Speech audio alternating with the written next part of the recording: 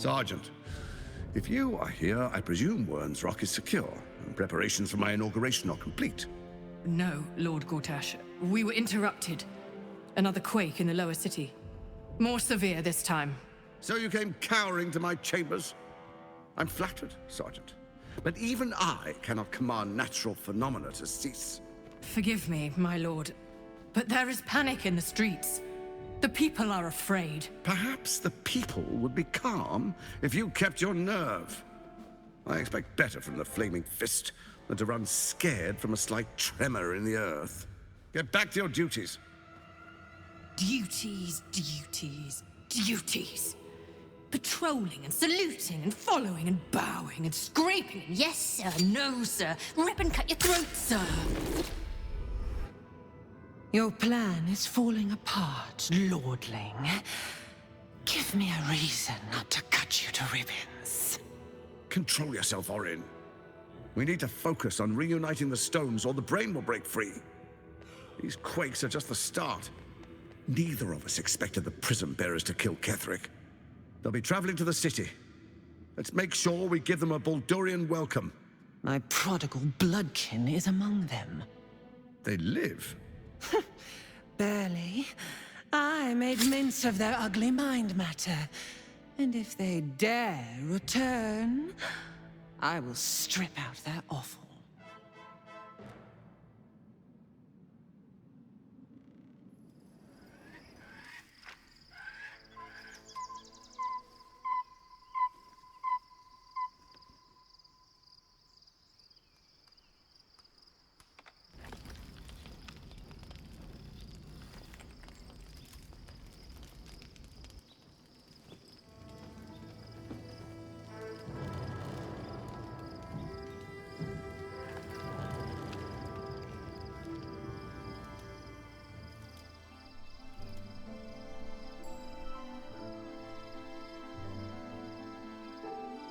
Beyond the campsite, the city waits in uneasy silence, one sleep away.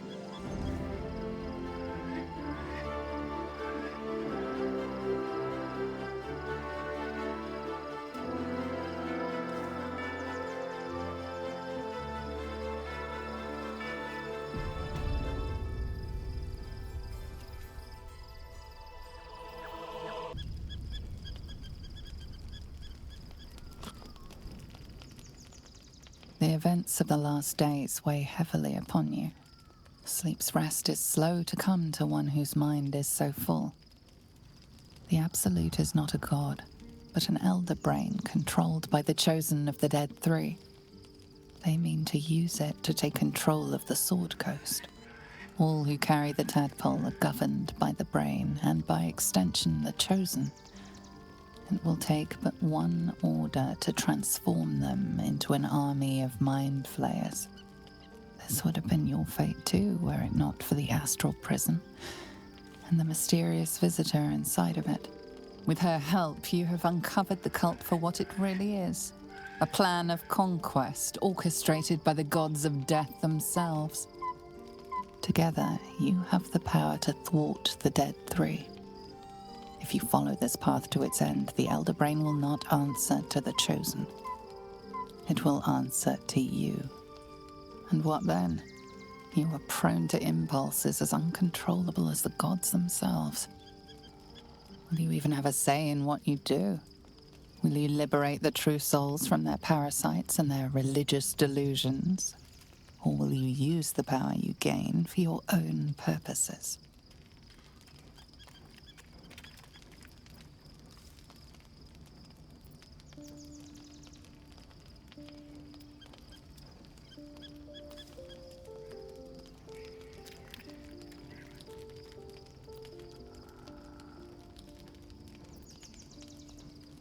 A thrill courses through you at the thought. You will not have long to wait. All you need to do now is sleep. But sleep is not for you. Hear me. Gather. The reckoning is upon us. The city thirsts for domination. March.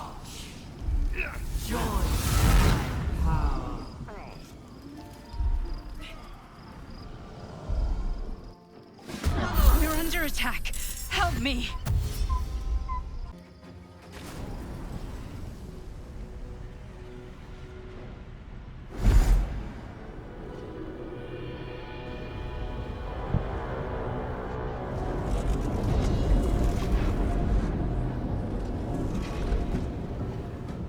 That thing's not going to hold together much longer.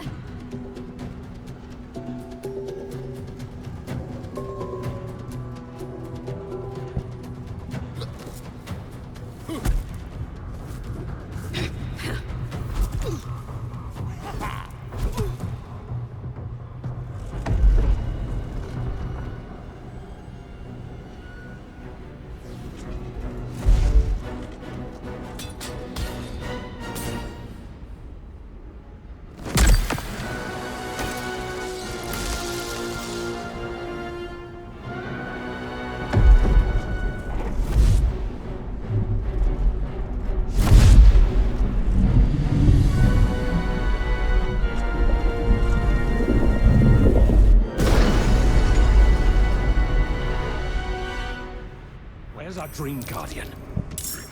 I'm here. Help me. I'm under attack.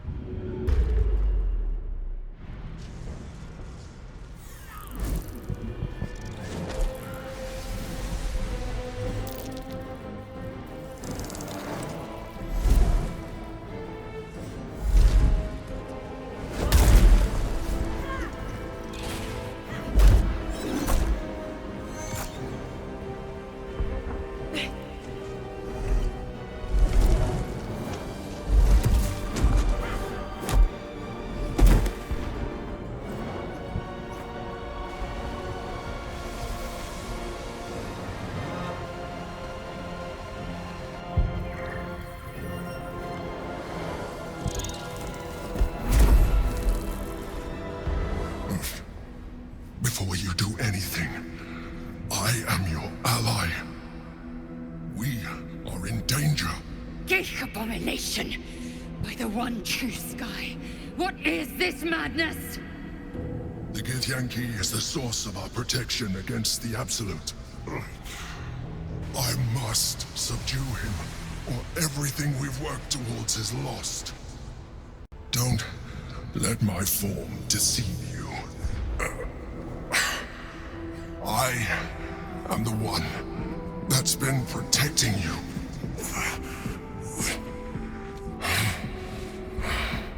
I am the one that came to you in your dreams. Help me.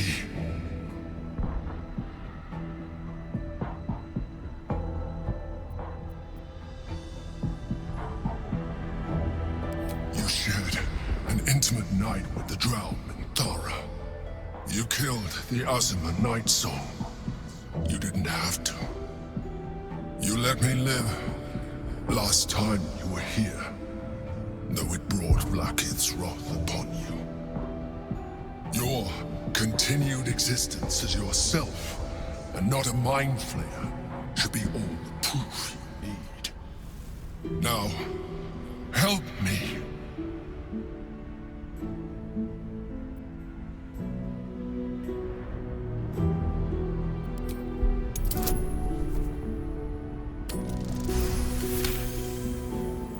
Despite your best attempts to be subtle, the Mind Flayer's awareness is everywhere. You blunder in its presence like a warg pup learning to walk. You must be joking. I am telling you my thoughts directly into your head. But if you insist on taking a look for yourself, be my guest. Nothing in your colorful existence to date could have prepared you for this.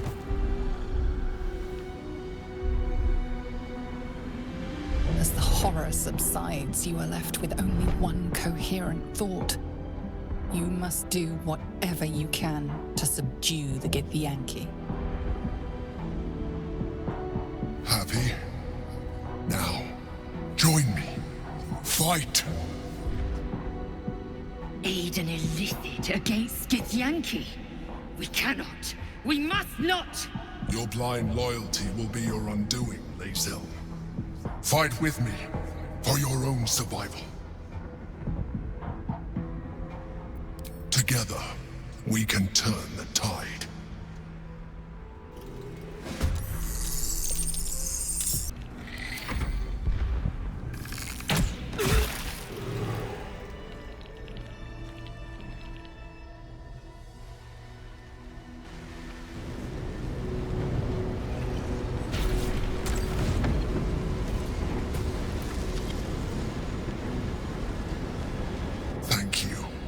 That was too close.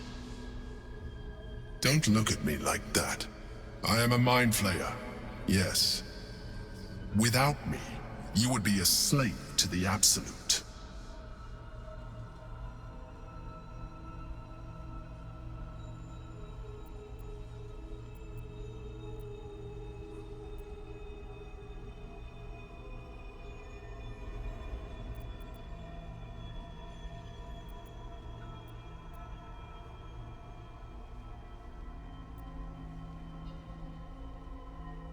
You grew attached to a mere disguise, but you judge without even knowing me. It's like I said before, I'm just like you. An adventurer, I came from Baldurs Gate, though I was never one to be constrained by circumstance. I longed for more. That longing brought me to Moonrise Towers on a search for treasure. To a colony of Mind Flayers who caught me, changed me into what I am now.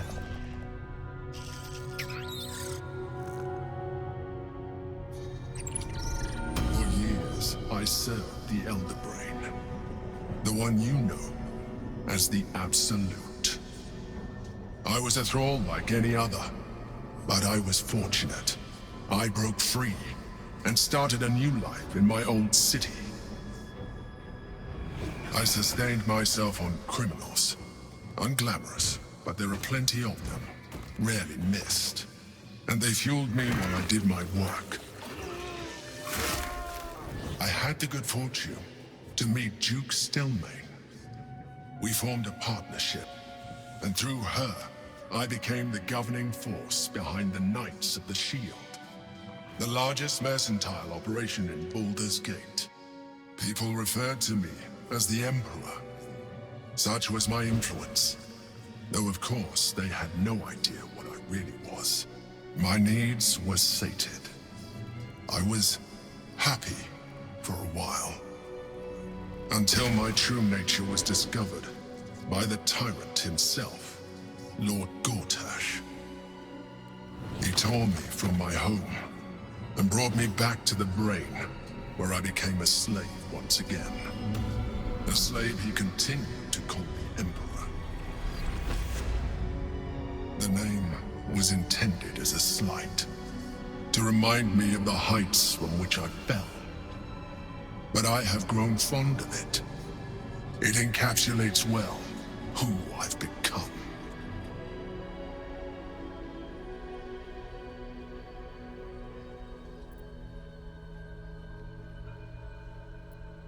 Indeed. His hubris knows no bounds. To enslave me, that was his nature. But to enslave an Elderbrain, a questionable decision. I shall look forward to sharing his downfall with you.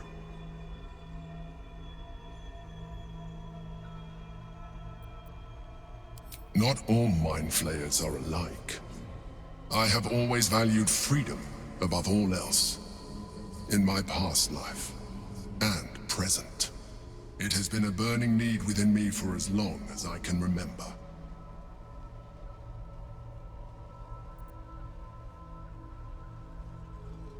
We fought to tame Prince Orpheus, the son of Gith herself. His power has been the source of your continued protection against the voice of the Absolute. The power to disrupt hive mind communication. It is the same power that enabled Orpheus's mother to bring about the fall of the Illithid Empire eons ago. A power she passed on to him, and that I leveraged for you. When Orpheus's mother left, A usurper took her place. Blackith declared herself queen of the Githyanki. Blackith wanted his power, but Orpheus rose against her, and so she sealed him and his honor guard within this prison. Bound by infernal chains, Orpheus could never leave. Bound by duty, his guard never would. They were close to breaking my hold on that prince. And if they had succeeded, we would be lost. I am relieved. You have embraced your potential enough that you could help me eliminate them. Alone, Orpheus will be much easier to control.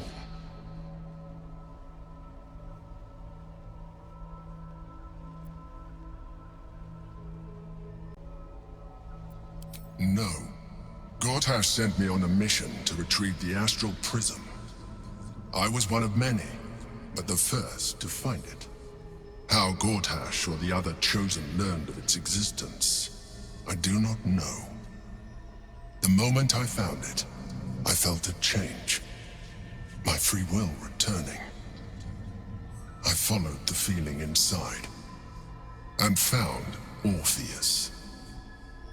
I realized what the prism was for. Containment.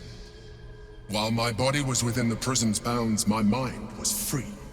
I could resist the Elderbrain, the Chosen. Better yet, I could plan to overthrow them. All I needed to do was subdue Orpheus and find allies in the outer world. You.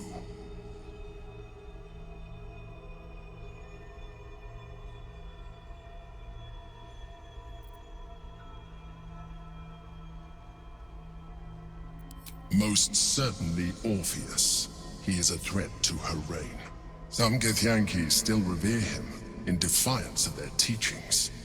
Blackith was safe as long as they believed him to be dead. But as you can see, he is very much alive. She kept him this way because she was reluctant to eradicate such power. Power that she might one day wish to take from him. If the Githyanki ever find out what she has done, there will be civil war. Blackith will be finished.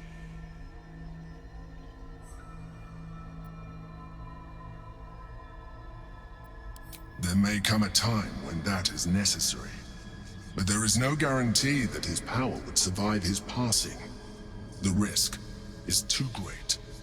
The moment his protection is gone, you would become enthralled to the Elderbrain, just as I would. We may look different, but to the Elderbrain we are already the same.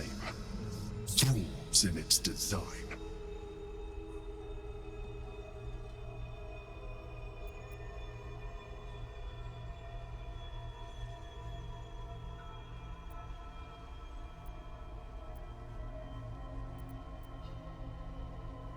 I'm glad you think so. I agree. But there is one thing that you have that I do not. My original body was destroyed when I transformed. Yours continues to limit you. As an Illithid, I have far surpassed who I ever was before. You, too, should embrace this change.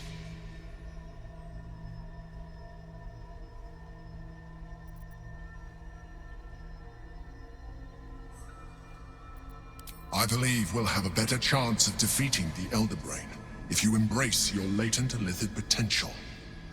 I've been studying you for a while now. I believe I can trigger the next stage of your tadpole's life cycle, while continuing to preserve your independence. You have seen what I can do. Imagine yourself with the same strength, the same intelligence, the same devastating beauty. If you let me, I can evolve you.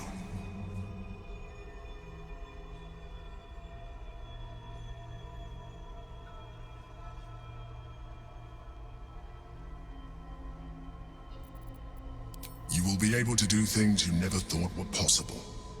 There will be physical alterations, of course, but only partial. You will retain most of your current form, and you will soon see that the benefits outweigh any perceived loss.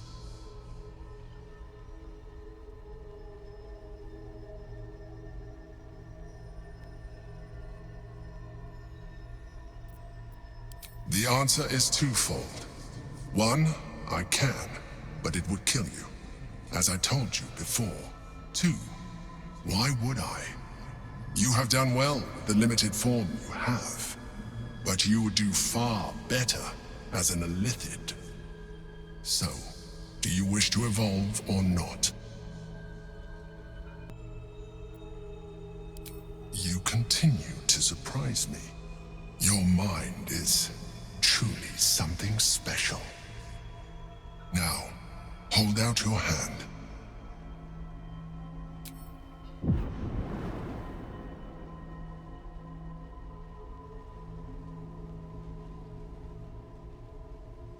It wants to evolve, but it cannot do so alone. It must commune with another.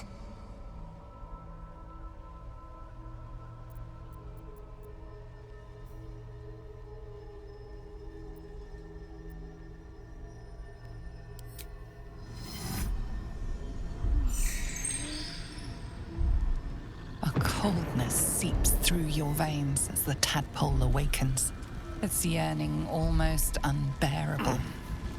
Your mind is a veritable feast.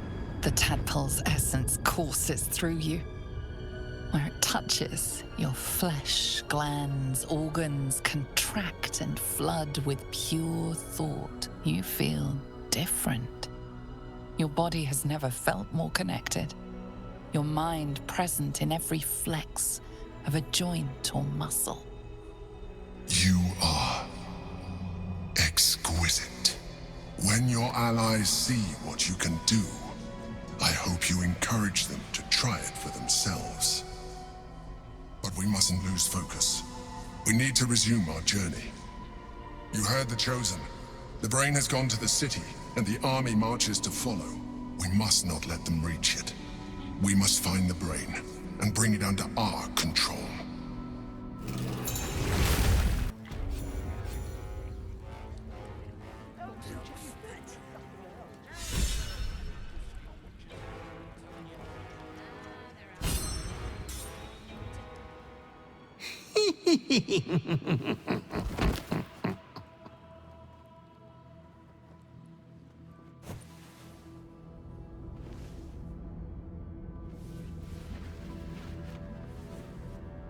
Triumph after triumph. You have excelled in base villainy. For he who fights with monsters should look to it that he himself becomes a monster. When you gaze long into the abyss also gazes into you.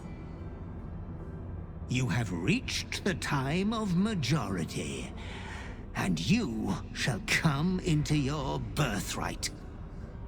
But another seeks to disinherit you. Do not let her be your death. Your father loves you best. You have already made us so proud. Slaughter your line. Become the last of your line. Lord Bhaal shall have but one chosen.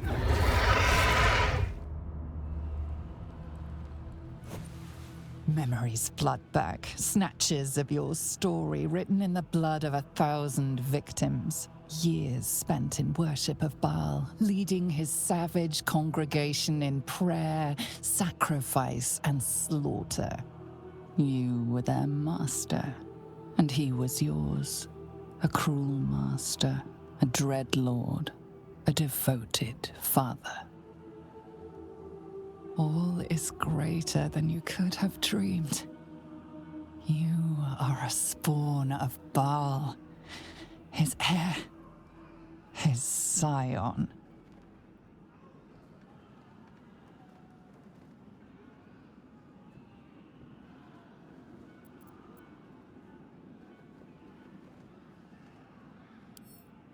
You are not the last of your name. Not yet. There is another. The abomination wrapped in flesh you saw in the colony. Orin, dear sister, must die by your hand, an offering in Bhaal's sanctum. Your heart pines for the love of your lord. Today is a wonderful day for murder. Halt! We do not know how you gained entry, but your trespass shall not be punished.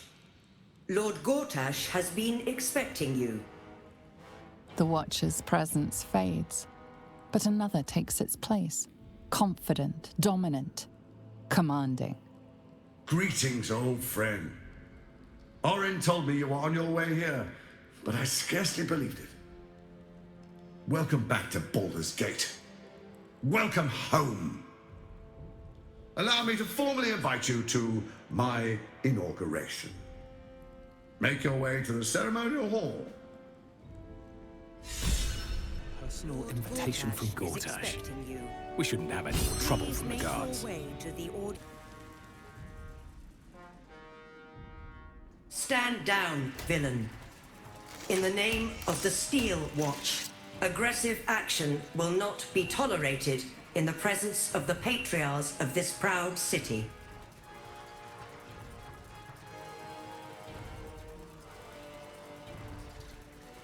Correct your tone, citizen. Dearest patriarchs, but a moment. I must greet a most honored guest. Crawling back from his bloody disgrace, it's my favorite assassin. Gods, you're a sight for sore eyes. Orin told me she made a fool of you, but I should have known you wouldn't go down that easy.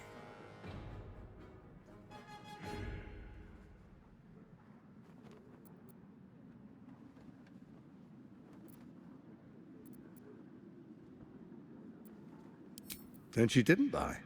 The past is lost to you. Let me clear up some mysteries then. We share so much history. You and I initiated this plot. We discussed in depth the failures of our predecessors and how to avoid them. We understood that if we were to unite, no one could stand in the way of the Dead Three. So, unite we did. First, we obtained the crown. Then we enslaved the brain. From there, it was but a small step to the most successful religious hoax ever perpetrated.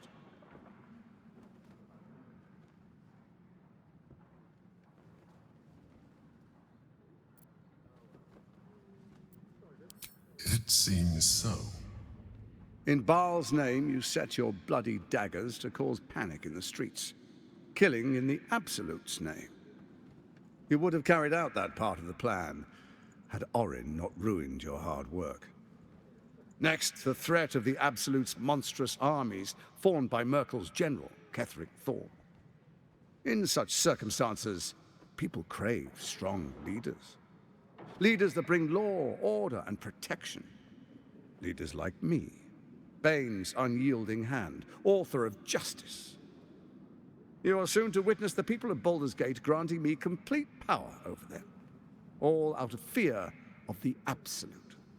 The faithful will do anything in the name of their god. It was all going so well, until you vanished. Orin informed us that henceforth she would speak for the Temple of Bhaal, and act on their behalf. But she made a mess of things. Unlike you, she cannot control herself.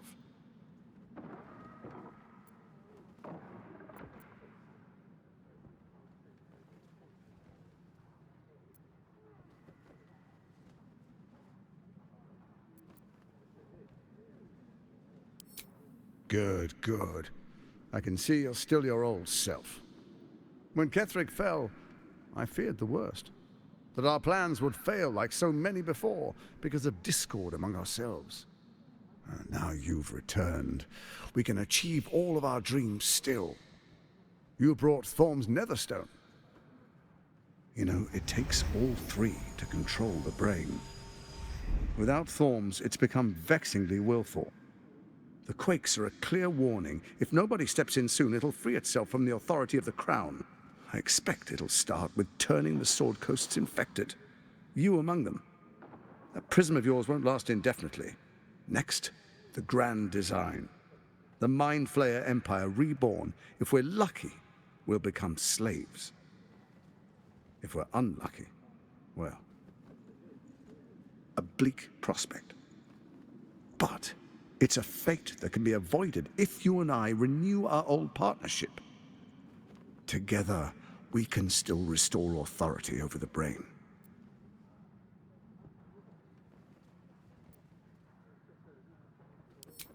Ousting Orin and helping you reclaim your birthright would be my greatest honor. With Ketheric felled, Orin proves treacherous. She craves the Netherstones for her own, desperate to impress Bhaal. She only cares for blood, and your blood and mine are of particular interest to her.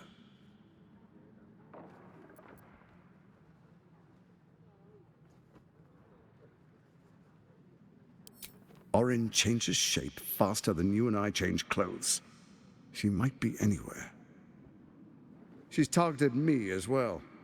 I'm well protected, but she's extremely good at what she does. If Orin obtains all 3 Netherstones, she'll plunge the coast into chaos and paint the city in blood. I can't let that happen. I want to lead this city to glory, not scorch its earth. So I turn to the Scion of Bhaal. You are his dear prince. He created you to rule.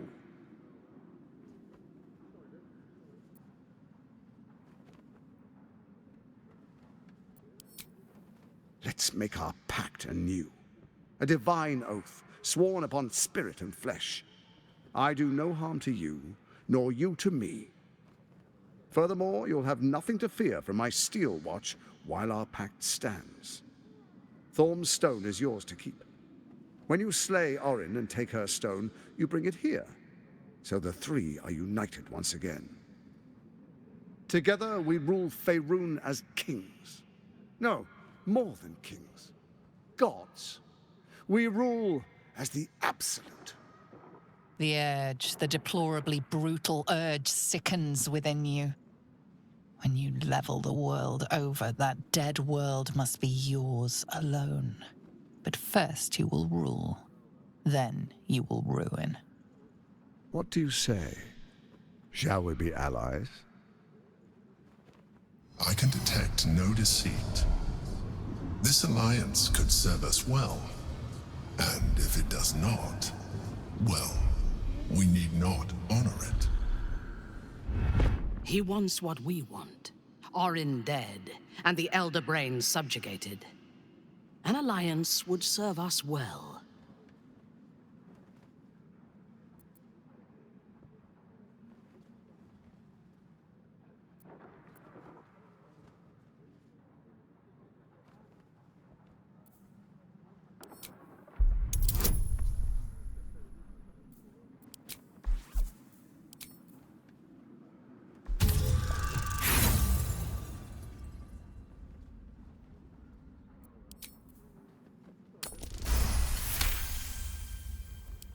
Orin is unreliable.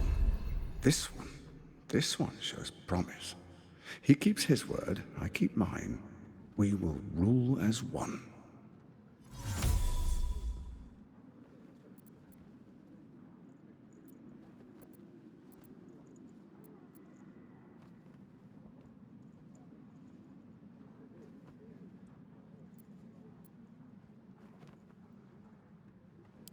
Then let it be writ by the black hand of Bane.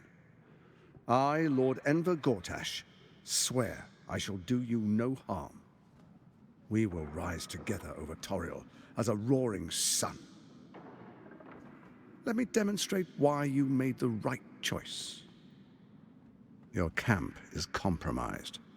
One among you is an imposter, a faceless. Who, I can't say. I'd suggest a thorough investigation. You'll find I speak the truth. A doppelganger, hidden among us. Squaw! The faceless in your camp is like a knife at your throat. Remove it quickly, or any alliance between us would be exceedingly short-lived.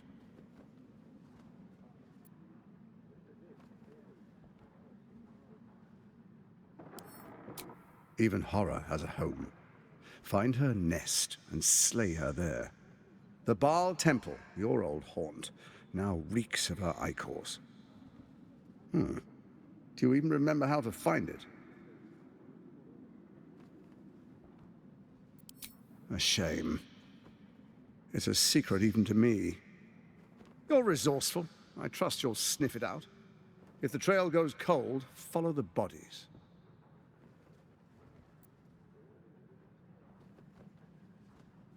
It's not, but it will not follow new orders unless the Netherstones are united to give the command. When it finishes executing its current orders, it will be free to do as it wishes. That will be bad for everyone. Once it is freed from its shackles, I doubt we'll ever be able to bring it under control again. Before you do, come and witness, as I make history as the first Archduke of Baldurs Gate.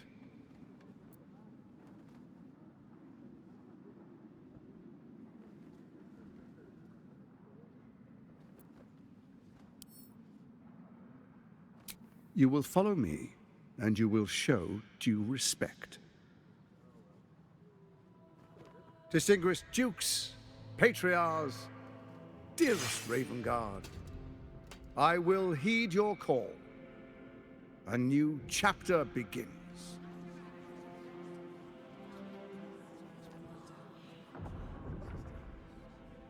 Enver Gortash, swearest thou by Balduran's blade to defend the citizens of Baldurs Gate from enemies within and without? I swear.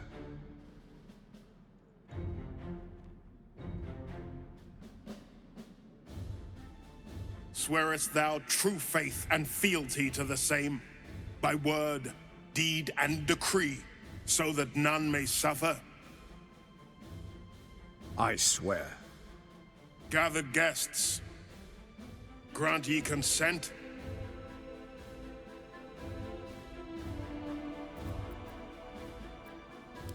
Enver Gortash, the Council appoints you Archduke of Baldurs Gate.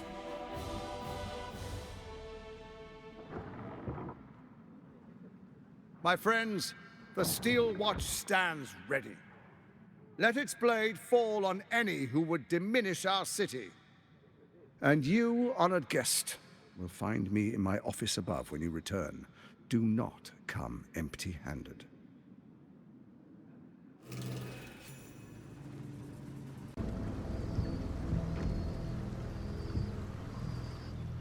Did we really have to kill the Moon Maiden's servant?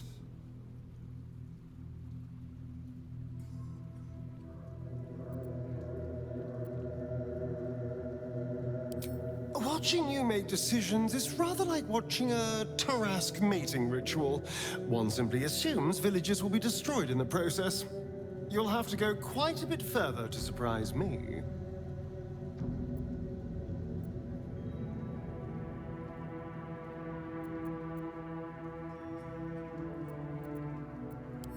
What's to tell? I was sired by a vampire named Cazador. Everything before that is so long ago it's ancient history. And everything that came after, well, I'd rather not reflect on it.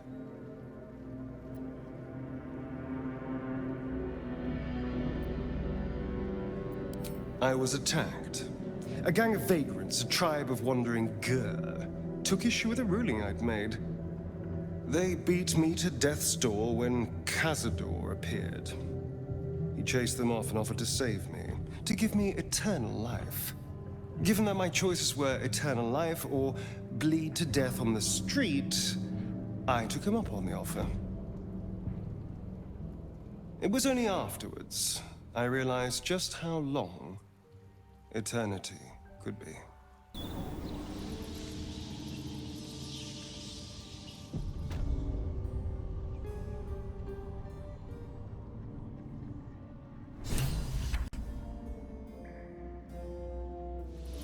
The Master is pure.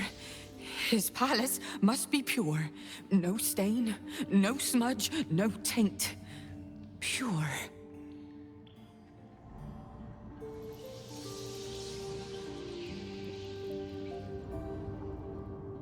Tonight he ascends. Tonight we shall see his true form.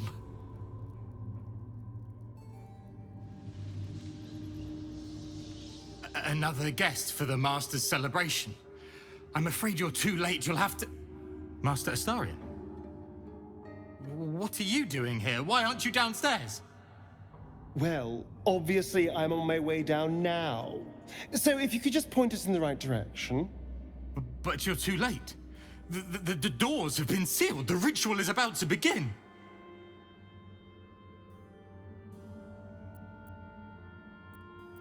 Abandon the Master? What is wrong with you? Do you wish to spite him again? I do not have any more time to waste. There is too much to do. Too much to prepare.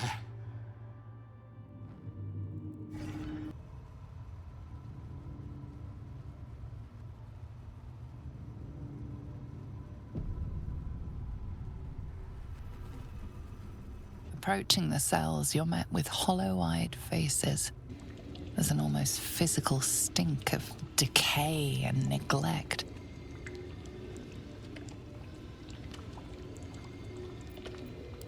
I don't even know what this prison is.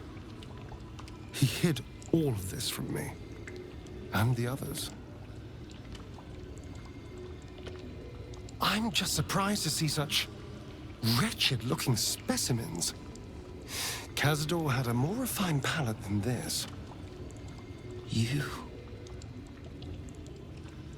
I know you. You're the one from the tavern. You smiled and joked and got me drunk.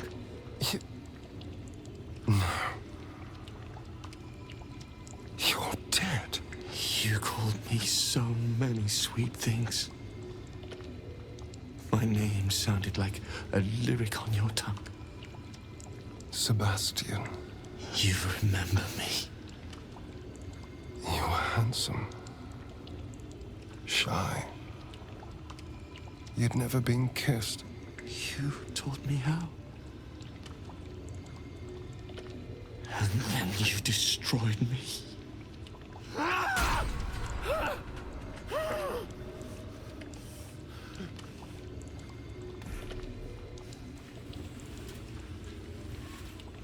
It can't be.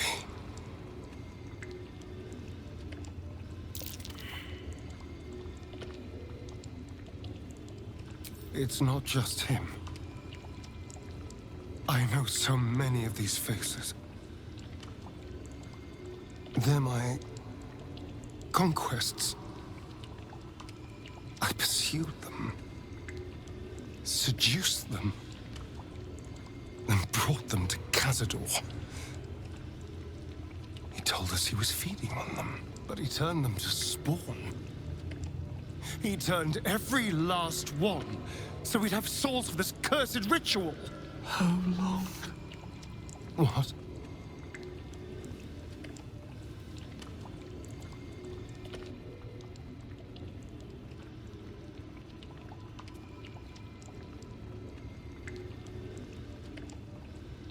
How long have I been down here?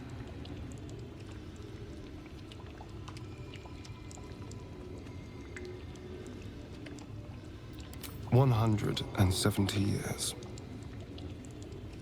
You were one of my first. My family.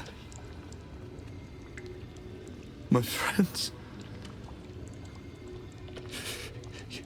They're gone. You took them from me. You took everything from me.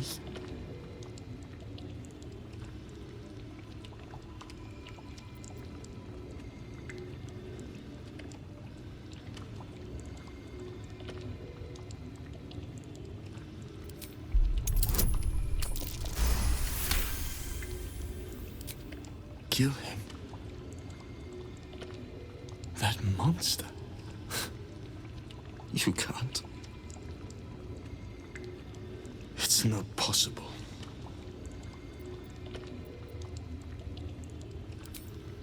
The Grand Chamber. Just ahead. But even if you can kill him, what then? What happens to us?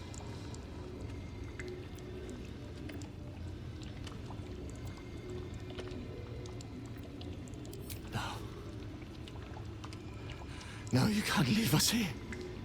Not now, not like this. This nightmare never ends, and it's your fault!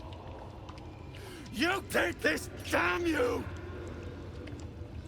I damn you to the hells! I damn you to misery!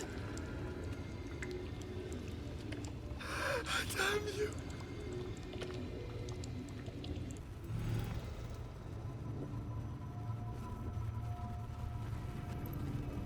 Gods above. He kept Sebastian. I feel ill. All the fools and villains who ever fell for my ploys, they're here.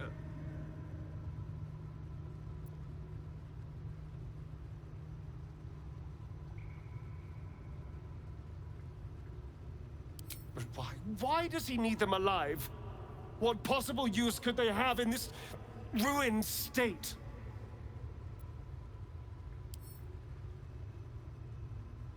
All the blood he demanded. I thought he was gorging himself on... He never could have finished half of it. He never let us drink. He never wanted us to know. I had no idea there was worse than drainage and death at his hand. I couldn't imagine. We must find Cazador. This must end.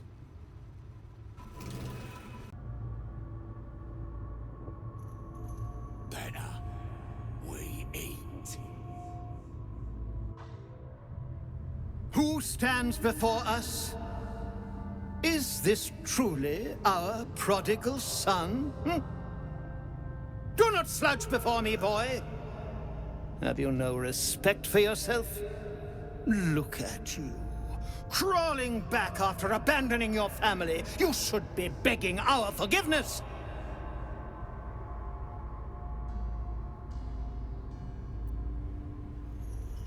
Forgiveness? You've never forgiven anything. Every mistake, every slip was punished. I strove for perfection in all things, even those as imperfect as you. A pity you amounted to so little, despite my efforts. No! No. Fuck you. And fuck everything you've ever done to me!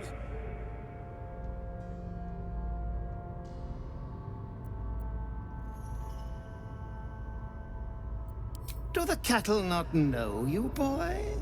Have they not seen your fits of temper? You son of a bitch.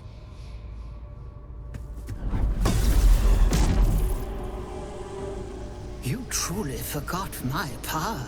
You truly thought our bond as creator and creation was all that stopped you from killing me?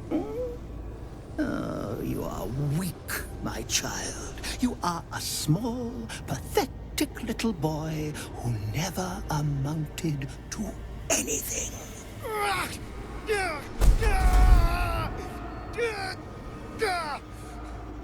But today, you will finally do something worthwhile. You will burn, and I will ascend.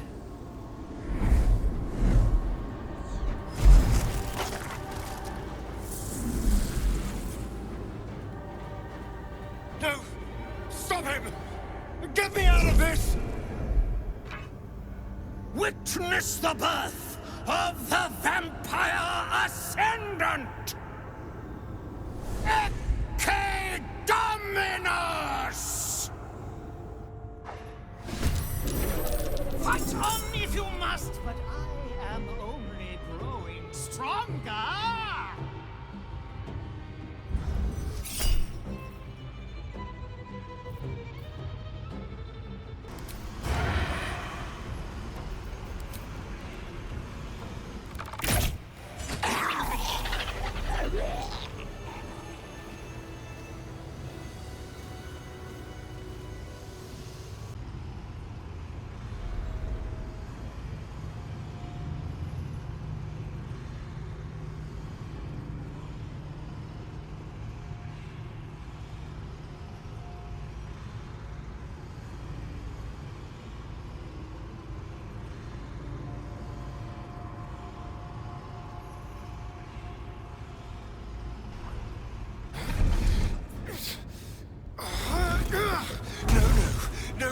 sleep for you! Wake up! Get your hands off me, worm! I'm not the one in the dirt. One last. But if I finish the ritual... You think me a fool?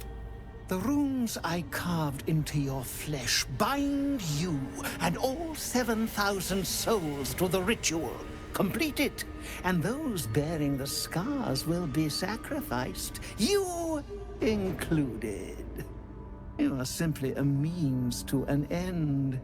I made you to be consumed. I am so much more than what you made me. I can do this, but I need your help.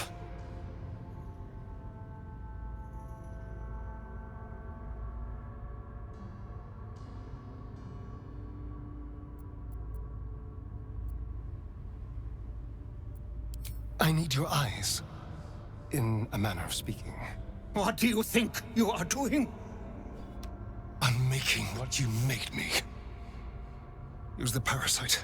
Link your mind to mine. Through your eyes, I can see the scars on my back, and copy them onto his. You would not dare! I would. And I will.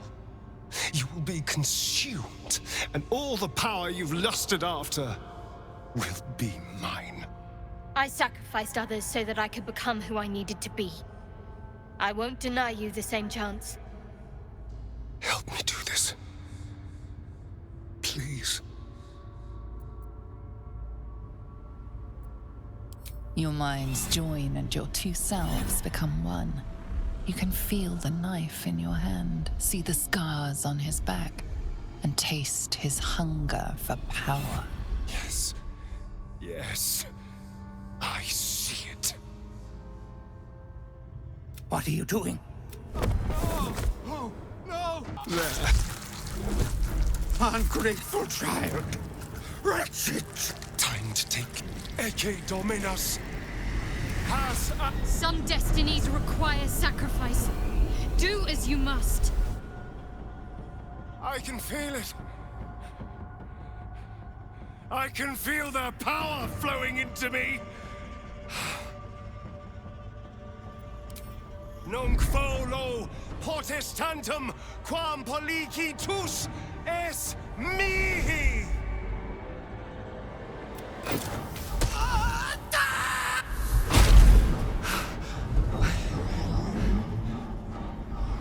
I can't feel it. That ache in my stomach. That hunger. It's gone.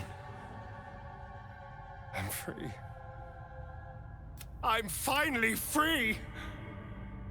Oh! Oh, it feels delicious. I think the answer to that is, whatever they damn well please! Come on, let's get out of here. I have a brand new world to explore.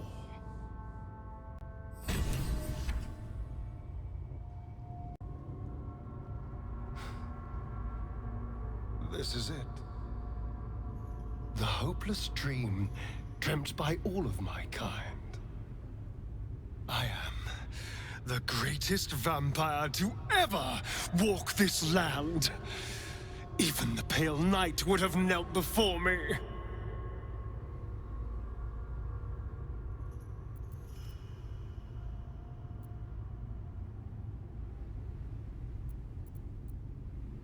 I felt so very little for so long.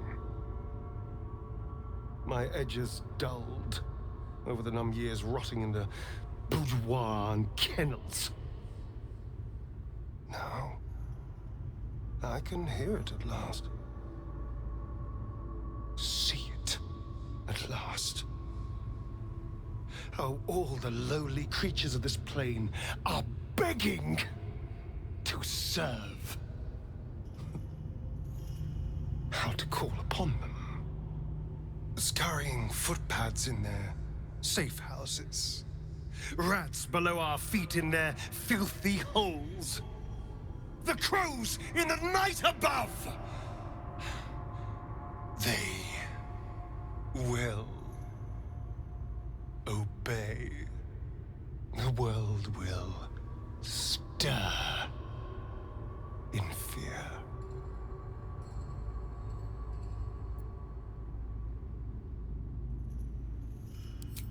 The spawn. It won't take long to get a new army. I'll make new ones soon. I already hear the world whispering in sweet surrender. And I feel alive.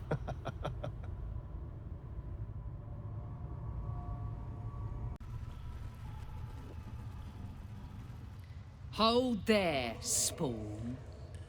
Spawn? I am the vampire ascendant. Gah. And I thought I was done with your wretched little tribe. We're not done. Not even close. My name's Alma.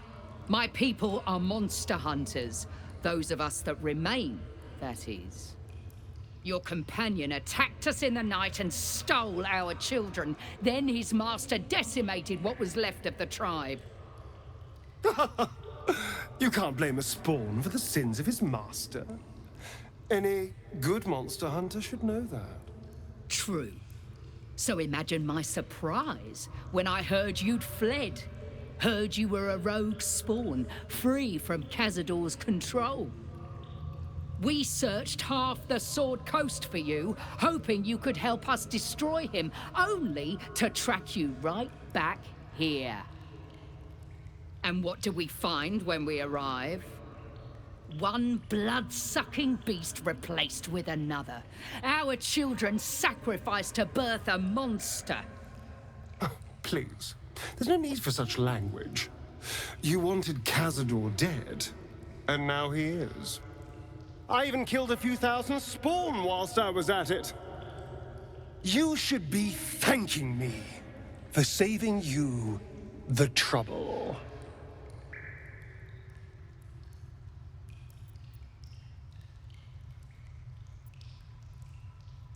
Oh, I don't know. This might be the perfect place for them to die. Look at the hate in their eyes. They won't ever stop hunting me. We gave you a choice, and you chose power, as your kind always does. But I still have hope for you, that you will make a better choice. Will you stand against evil? Will you help us destroy this monster?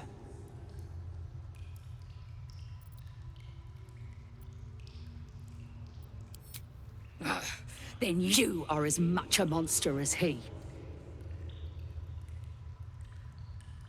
Kill them. Kill them all.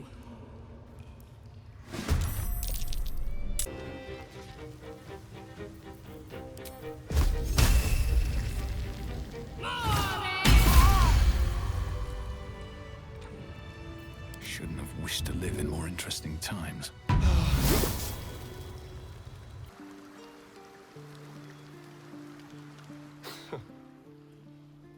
You probably expect me to turn into a sea of mist, run wrong side up on roofs, and to call on legions of wolves in battle. This will all happen in due time. But for now, patience is required.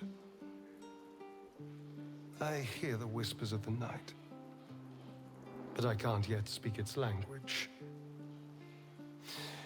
It's going to take a while to become acquainted with my new self.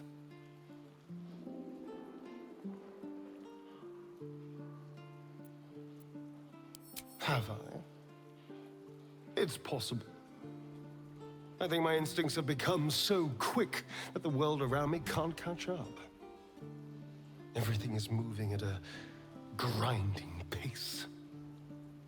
I feel like I will live thousands of hours every day.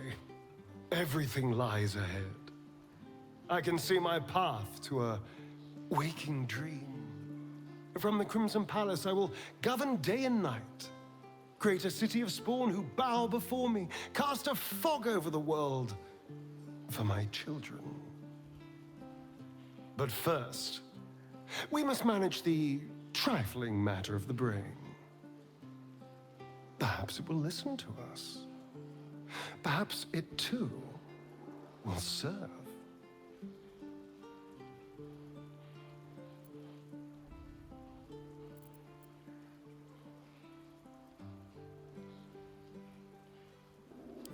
I'm so lucky I crash-landed next to such an intelligent creature as you. We make a fine team, don't we? Orpheus, Gith's only son. He lives. It is not the Ghaik visitor that Vlaakith would destroy and Voss would set free. It is Orpheus, the blood of the mother, the prince of the comet.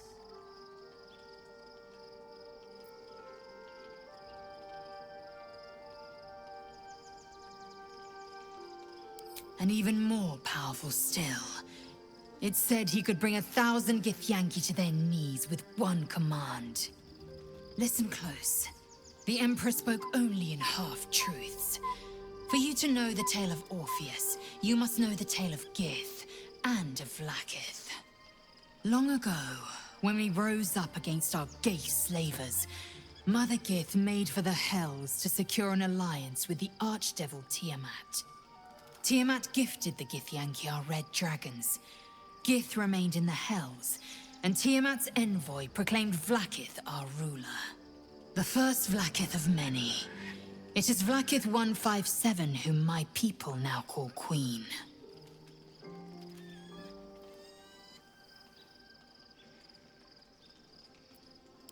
Yes. Our current queen has claimed undeath and reigned for 1,000 years. But it was the first whom Orpheus tried to slay. Orpheus is Gith's only son. He led his mother's own honor guard in a coup against Vlaakith I. It was Kithrak Voss himself who slayed the prince in vicious battle, or so the Varshas teach us. Yet the Prince of the Comet's been with us, subdued by that repugnant illithid. Should Orpheus go free, he would tear Vlaakith's empire to pieces and build new glory from the scraps.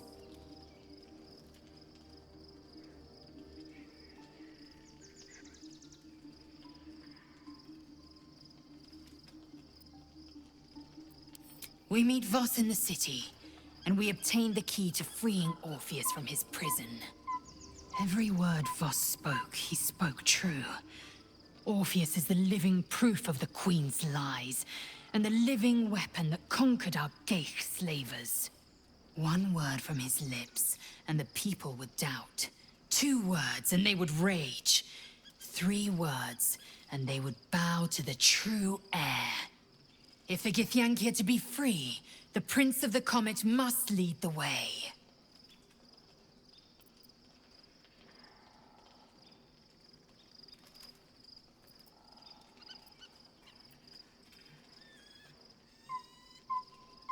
What about him?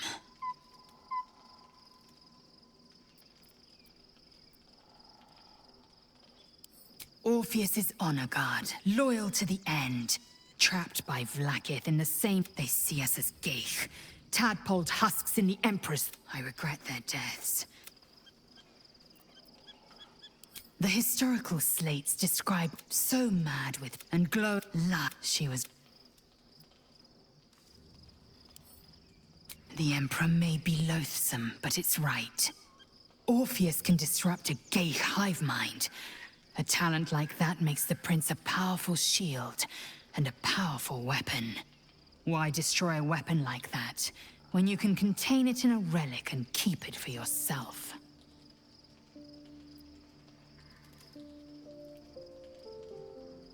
A weapon is only an asset for as long as it isn't pointed at you. The means of Vlaakith's own end has been ripped away from her. Better to have Orpheus killed than to risk his escape. Better to risk the rise of illithids than let the Prince of the Comet deny her the godhood she craves. Very well.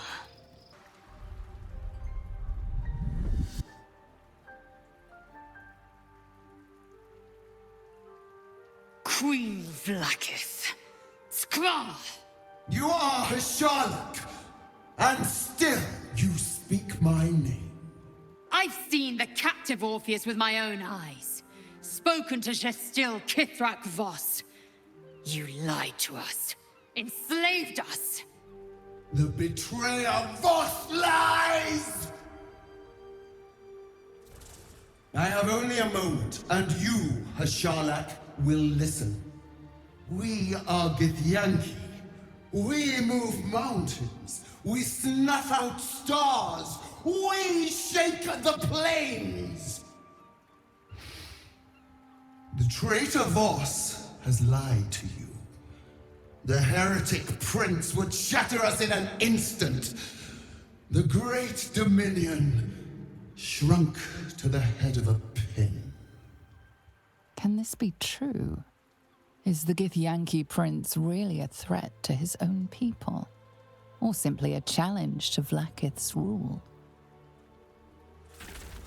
Return to the astral prism. Slay Orpheus the Pretender. Serve me, and I will ascend you. You will be no mere warrior, nor Kithrak.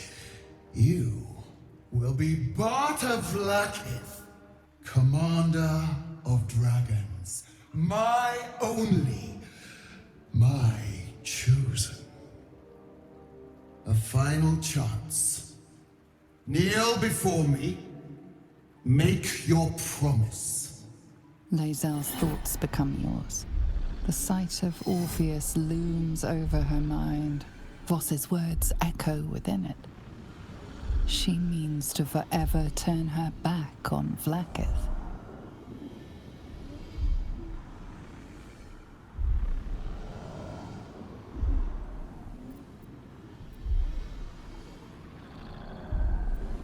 I gave you my faith, and you called me traitor. I gave you my life, and you ordered your knights to hunt me. I have witnessed too much, and you have given me too little. Finally, I can see. Orpheus will live, and I will hear his creed. This is my word. Your word is nothing! You are nothing! The Kithraki will bring you. I will tear your flesh from your bones and devour your skull's marrow while you beg for death. I will consume you. I will unmake you.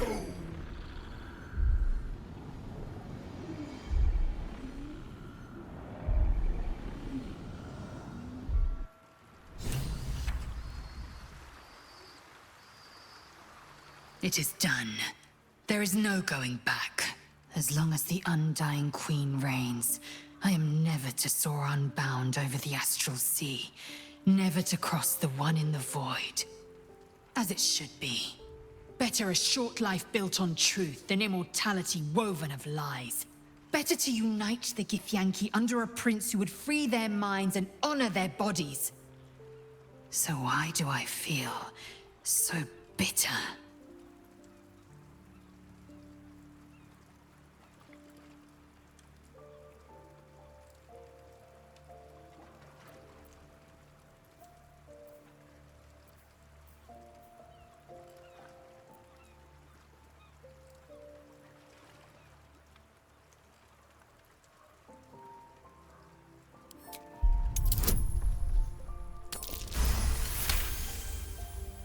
Vlaakith has upended Lae'zel's whole existence. Everything she knew to be true, every plan and aspiration she ever held has been painfully ripped away. Lae'zel's bitterness is born of sadness.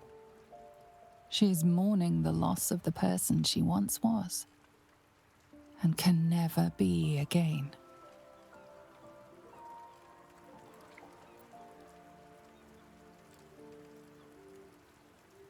How well you've come to know me. But in truth, she didn't take everything. I have what I have gathered for myself.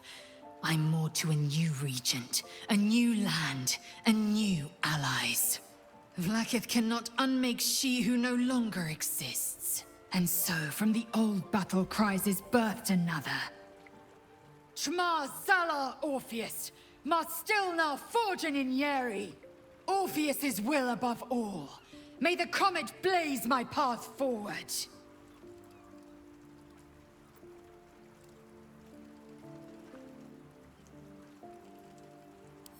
Orpheus's freedom is my want and my need. To deny his freedom would be to deny my own. There will come a time when I can think about myself beyond the Lich Queen who enslaves the Githyanki and the prince who would liberate them. But that time won't come until the Prince of the Comet flies again.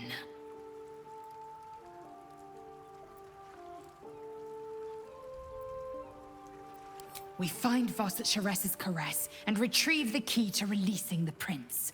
Orpheus Tough Kinazin.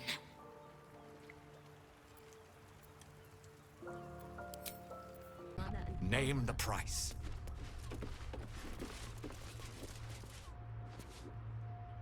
You must hear me, devil.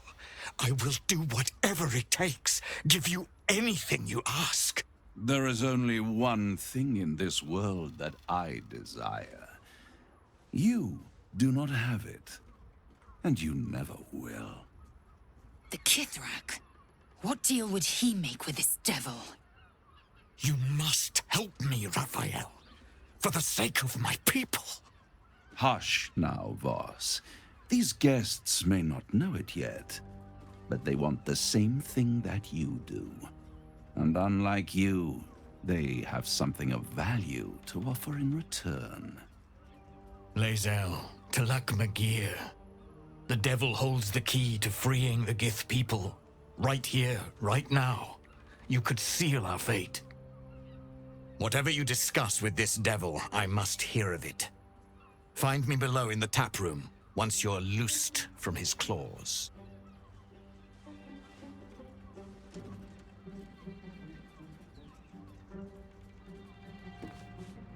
I'm glad you came. Not to my door, not yet, but to the final reckoning. One more thing before we begin, though.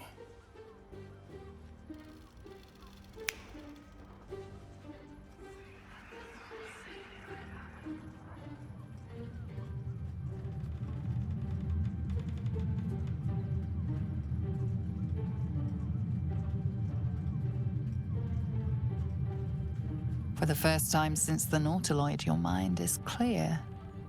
It's unsettling.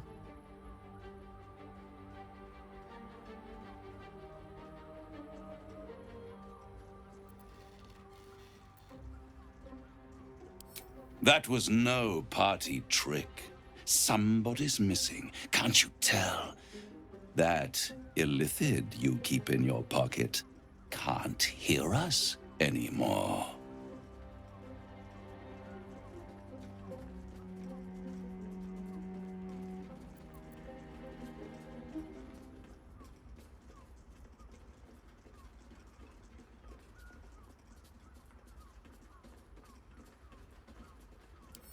Oh, calm. It's the reason you're in this predicament.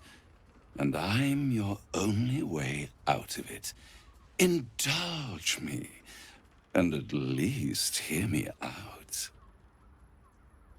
I'll admit, you've impressed me. I wasn't sure you'd make it this far. But no matter how far you come, you're still on the road to ruin. A road that leads directly to a confrontation with the Elderbrain. At best, it will kill you, and everyone else in this city. At worst, it will assimilate you, and you won't have enough free will left to even wish you were dead. You have the key to destroying it in the palm of your hand, though.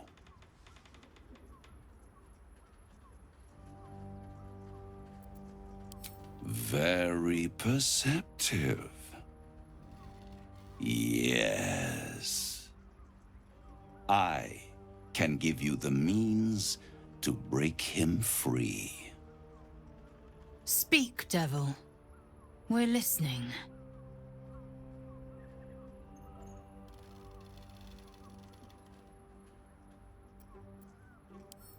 I suppose you'd rather suck on the Emperor's tentacles till the end of your days? Orpheus is your only hope of surviving this horror show without devolving into an illithid. To you, he will be a friend. After all, you're at war with an Elderbrain.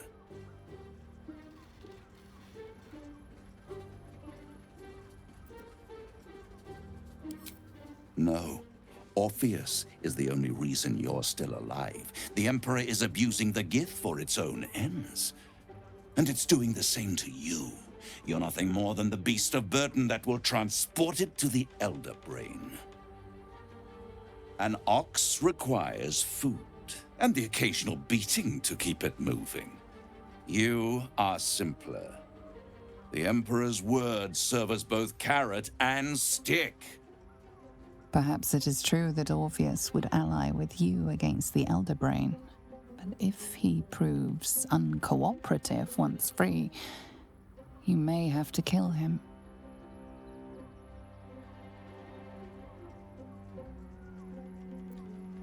I won't stop you. But time is running out. So don't stay away for long. If you see reason, I'll be here, waiting, right up to the moment the world ends. Skaketh! You know Raphael holds the key to the prince's freedom, and you turned away! Either go to Raphael and hear him out, or tell Voss you failed him and the Githyanki people. It will not be a pleasant reunion.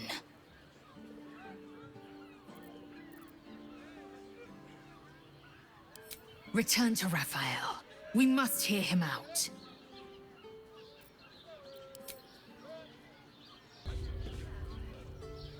There you are. I thought I'd lost you. Something was blocking me from hearing your thoughts. Raphael. Well, thank you for your honesty. Of course, I should have known the devil would come sniffing. The stench of impending chaos is irresistible to them. And what did he want with you?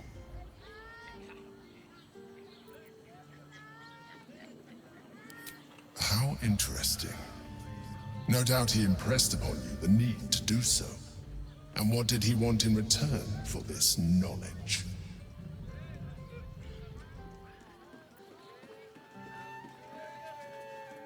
You feel the touch of the Emperor's mind peeling at the edge of yours, trying to gain access. Its thoughts slide into yours, turning through them like fingers, sifting for answers, which it finds. You're telling the truth. Good. I am glad. But be careful. The devil is like a cockroach. No matter what you do to it, it will always come back. I doubt this will be the last time you are approached. I trust that you will continue to remember who is really on your side. Without my protection, you cannot defeat the Elderbrain. You cannot even get close to it, no matter what the devil whispers in your ear.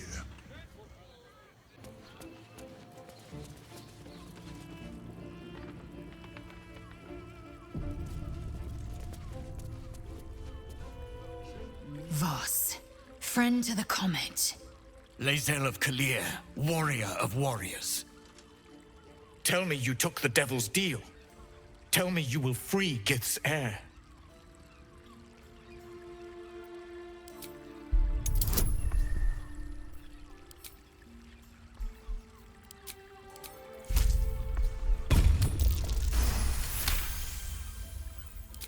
No. It cannot be. Orpheus will be free. There is no cost too high to unshackle my people. What are you playing at? I will find a way yet to free the prince. This was my promise. Yet your companion disagrees, Lae'zel. What am I to make of that? There is nothing I won't do, nothing I won't give to free Orpheus from the prism. The marks I bear are proof enough of that. But you are the one who carries the astral prism. You are the one who must free the prince. Raphael possesses a powerful relic called the Orphic Hammer. That hammer is the only thing capable of smashing the chains that bind the Prince of the Comet. Find a way to retrieve the hammer and free Orpheus from the prism. I will assemble his remaining honor guard and plan our next actions. Together, we will yet free the true heir of Gith's blessed empire. He will free us from Vlaakith and lead our Kithraki against the Gate. Istik, I will wait in the underground. Seek me when you have the hammer in hand.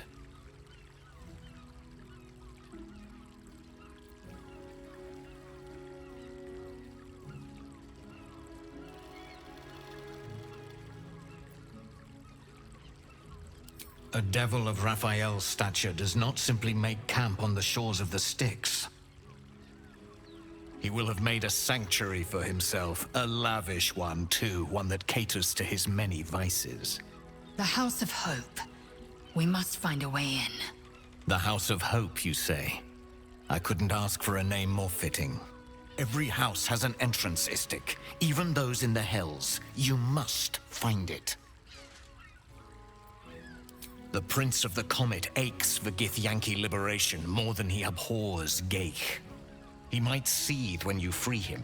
He might gnash his teeth and slander your name. But he will see reason. I promise you.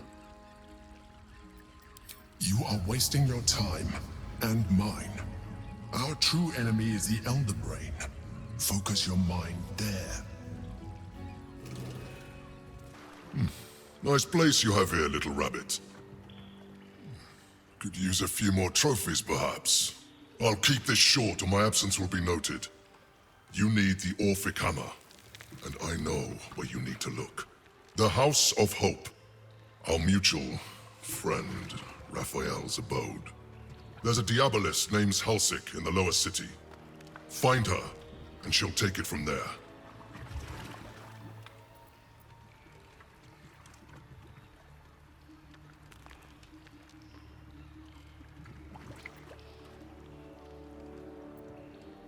You'd regret it.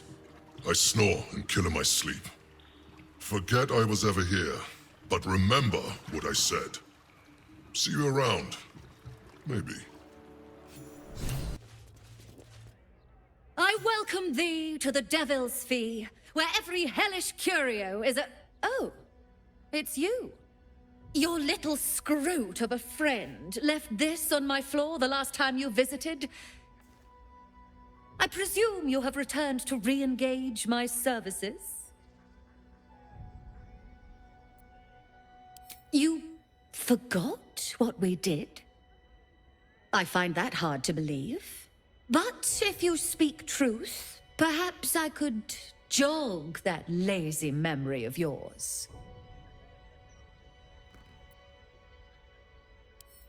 You seek answers. Lord Mammon seeks coin. I will happily mediate. Make me an offer.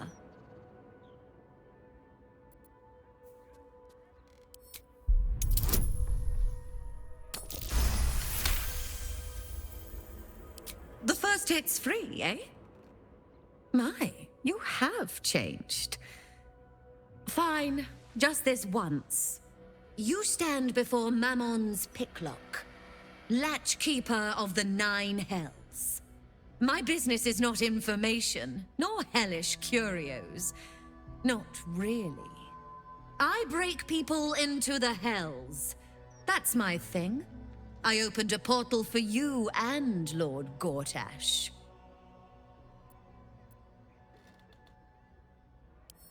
My word, this is embarrassing. Perhaps I should have explained our terms better. You asked me to jog your memory. Jog I did. Our micropact is complete. Would you like to make another transaction?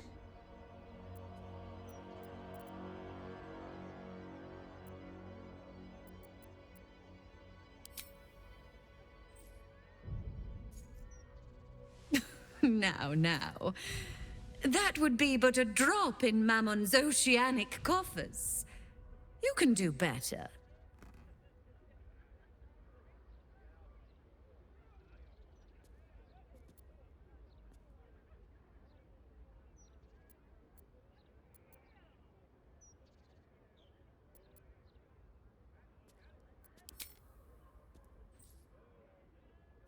Oh, yes. I should think that'll do deliciously. The two of you wanted to steal something from Mephistopheles. So I punched a portal into the Archdevil's dusty vaults. And then oh, gosh. My fickle memory fails. If only something would jog it.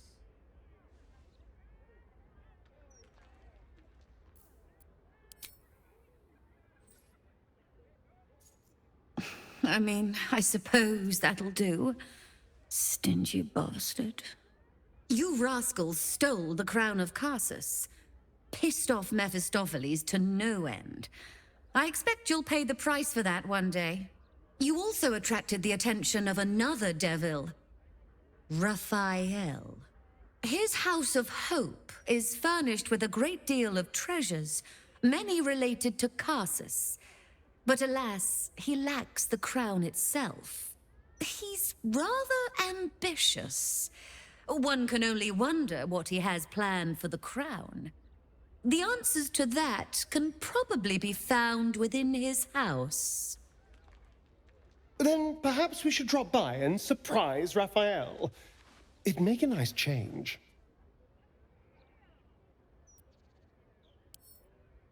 So keen to return to the Hells. Well, I suppose it's warm this time of year. Very well. If you wish to die in Avernus, that's your business. Mine is charging you for it. Of course, such a task will require quite the substantial donation to Lord Mammon's coffers. Such a task would be tantamount to suicide. Do not even entertain it. Then get out of my sight, and don't come back until your pockets drag with gold.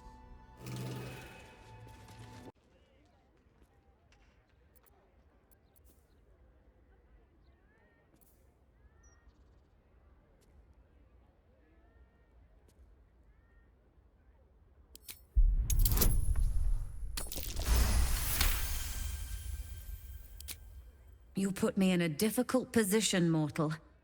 You are almost certain to fail. Almost. And so, there is a chance you might succeed. Fine. I'd like to be able to carry all of my precious stock without the need of a team of oxen. There are gauntlets of hill giant strength within the House of Hope. Free passage, and you fetch them for me. Deal? Allow me to outline how this is going to work. First, you were never here. We never spoke.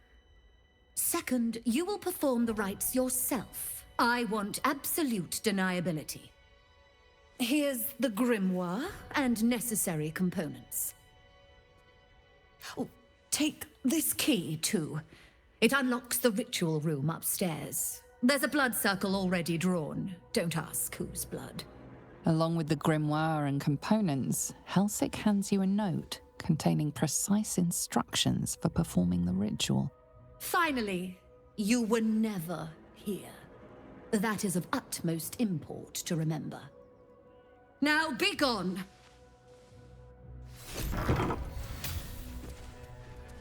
I strongly suggest that you reconsider this course of action. Whatever you expect to gain from the Hells is not worth the risk of traveling here uninvited. You're wise to reject the Devil's offer, but There is no reason to provoke him by invading his home. Flowers, every color of the rainbow, right here.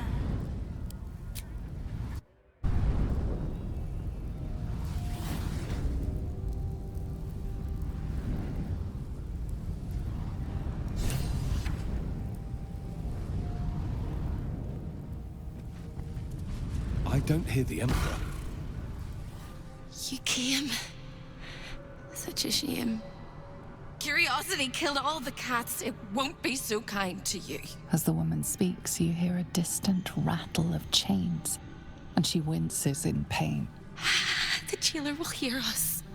I shouldn't be talking to you. I must go. It's not kind to me. The figure flickers and starts to dim from view, but you sense she could be convinced to return.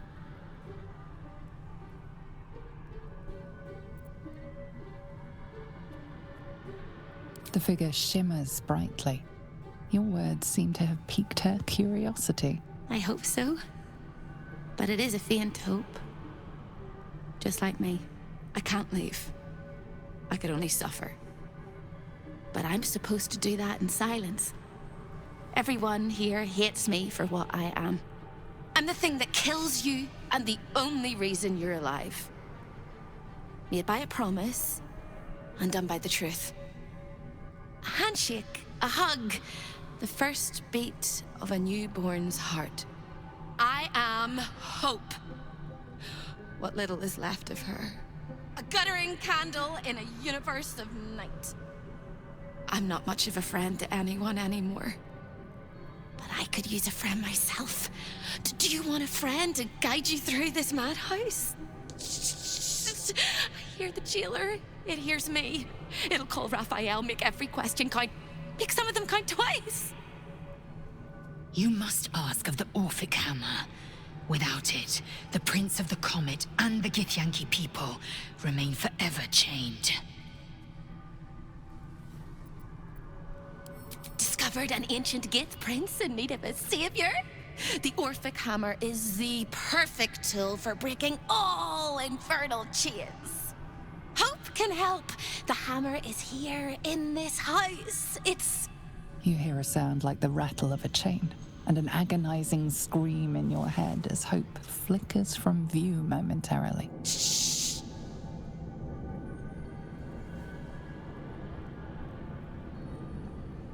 Quiet.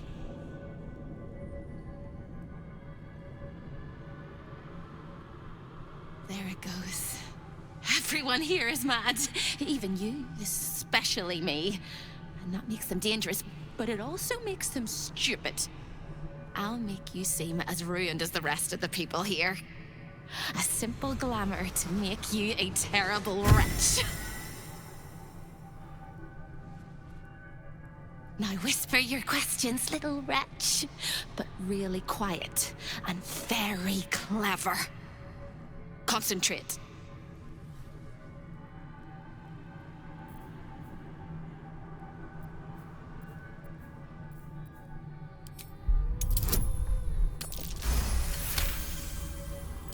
Remember, quiet as a mouse. The same place you'll find your sorry little soul when Raphael rips it out. In the archive, down the corridor, past the debtor. Oh, the debtors. They won't like you. But I like you. I know I do. I think I do. I hope I do. I just need to ask one question, and I'll know for sure. Can you save me? Please? Please, please, please, please, please, please, please!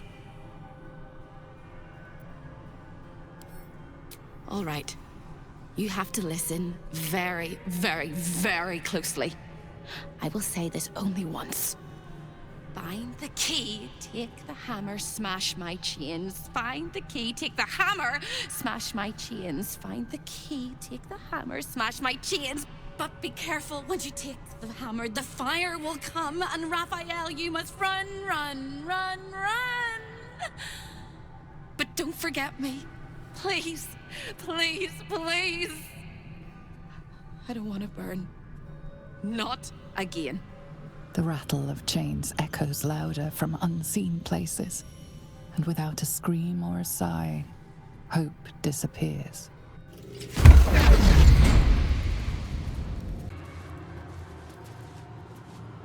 Hello again, little mice. The price for speaking is steep, but I must give warning. Your prize is just ahead in the archive, but you can't take it yet. And even if you could, you mustn't. Trigger the alarm, and Raphael will come swooping home on wings of malice to rip out your soul. In this house, thieves are melted like butter and spread onto toast. Shh. I'm doing it again. I'm doing it again. I can. I shall. I can. I shall. The Archivist is the key, but he's as stubborn as a king and as serious as a heart attack. Exploit his fiddling weakness and make him grovel! Oh no. They hear me. Speak quickly, speak softly. You know how this goes.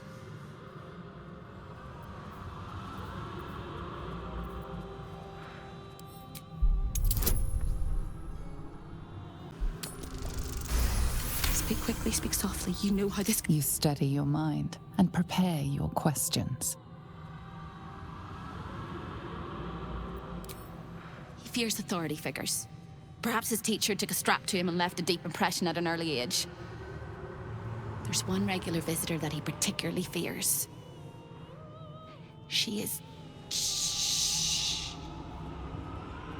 A crack like breaking bone. Hope winces.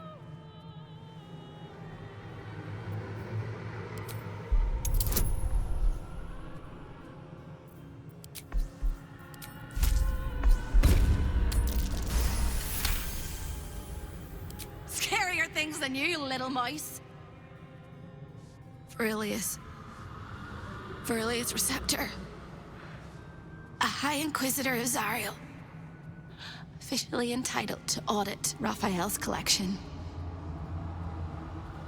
Her true form is so gargantuan and mind-scarring to behold that she takes on many guises when she visits. Play your part well and you can be one of those blasphemous guises.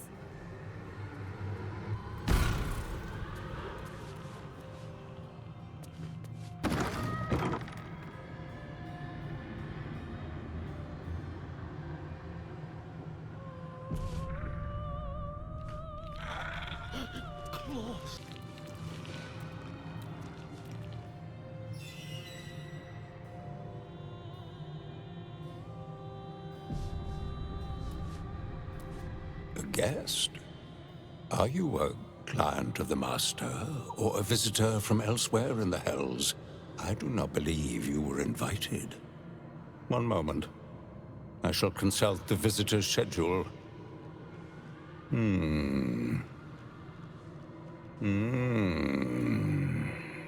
His eyes flicker back and forth as if he is reading a book. He has the schedule memorized, or it's carved into his eyelids. Most irregular. The schedule is all but clear, and yet you are here.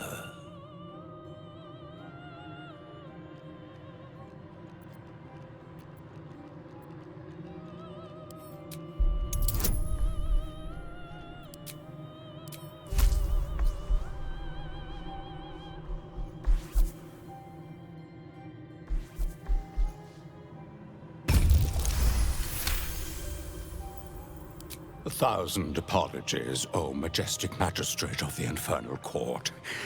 Your mortal guise is so vile, I found it perfectly convincing. I would prostrate myself before you and kiss your calluses, but my spine is ruptured in 1,000 places. You do know how Raphael likes to play. As always, the archive is yours to peruse. You'll find everything accounted for, and I can present documents of procurement if necessary.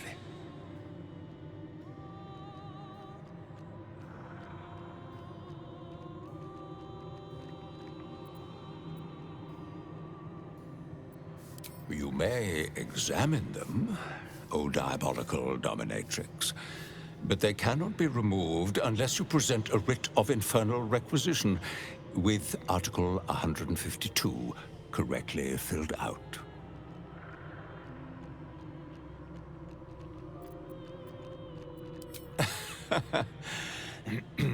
Most droll, Inquisitor.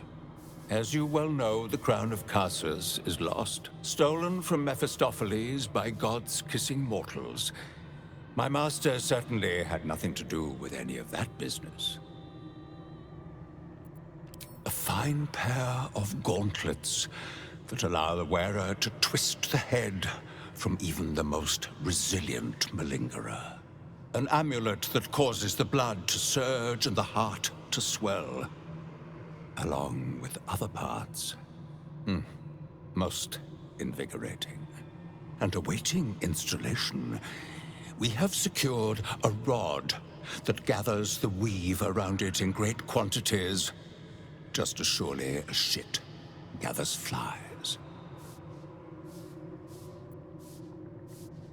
An exquisite and most unique artifact, crafted with materials hewn from the depths of the hells by Raphael's Merrigan labor force. As it was created by Raphael himself, we have no documents of procurement, nor do we require any. But if you wish to examine the artifact itself, you are more than welcome. As part of the special collection, that item is guarded by a master word that even I do not know. I suggest you wait until Raphael returns, and you can discuss the matter with him. You are welcome to relax in the boudoir until then. It is where Raphael conducts his most private matters of business and pleasure. You will need this to gain access. The resident of the boudoir will wish to explore every inch of your new form, and I'm sure you will be happy to share. There it is, the Orphic hammer, right within reach. It appears to be protected by an energy field of some kind, but you're not familiar with this magic. The magic blinks away at your words. The Orphic hammer is within reach, but your theft won't go unnoticed.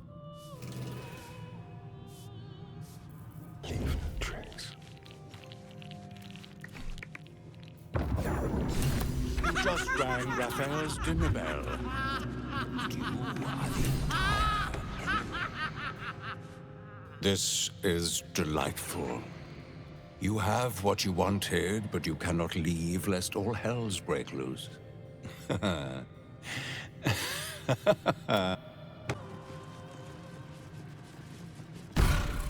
got good news. And bad news.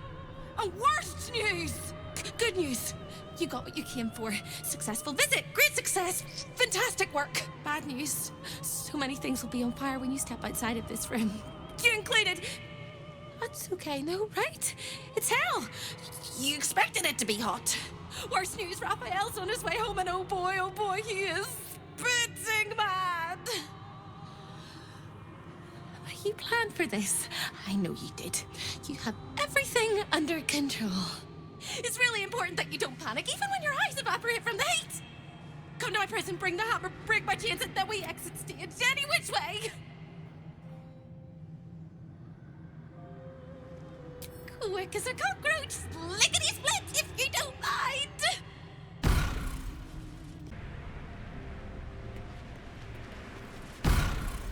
Careful! The jailer will swallow you whole if you take another step. And you won't be able to save me while you're being digested! You found my prison. My body is held in chains just beyond. The whole house is tumbling down and Raphael striding across the plains to come catch a mouse. Now swing that big, beautiful hammer, crack open my chains, and let's get out of here. It's time to buy this coop on a hope and a prayer.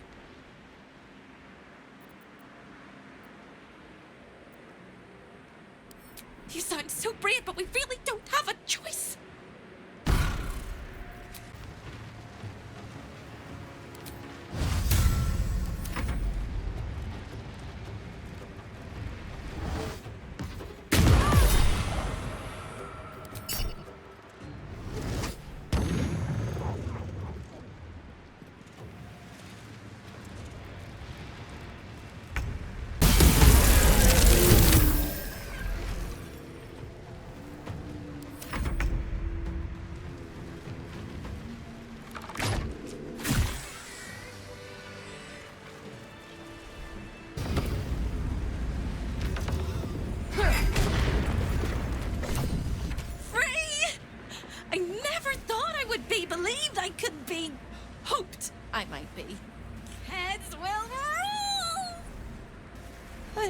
But we must dress the Hollyphant in the room.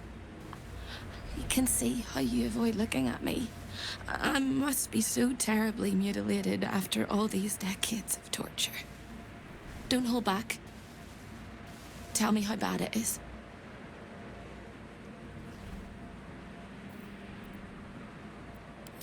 We both know that's not true, but thank you for being so kind. I hope that was a compliment. We'll carve our way to the entrance hall and chop Raphael into messes. That's the hopeful version, of course. The likely version is that we are the messes and he is the chopper. Onwards!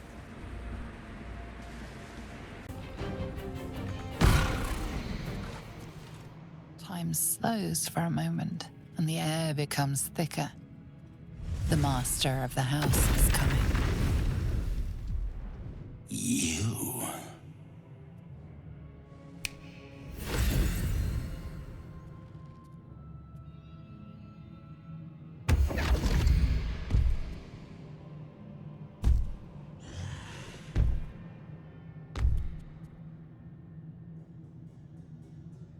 There are many things in your world that I loathe. Litters of kittens, chattering children, the noise and the chaos of it all. In my world, in my house, there is order and there is decorum. You came here uninvited and you stole from me. In doing so, you brought the chaos of your world into mine. I will not abide it.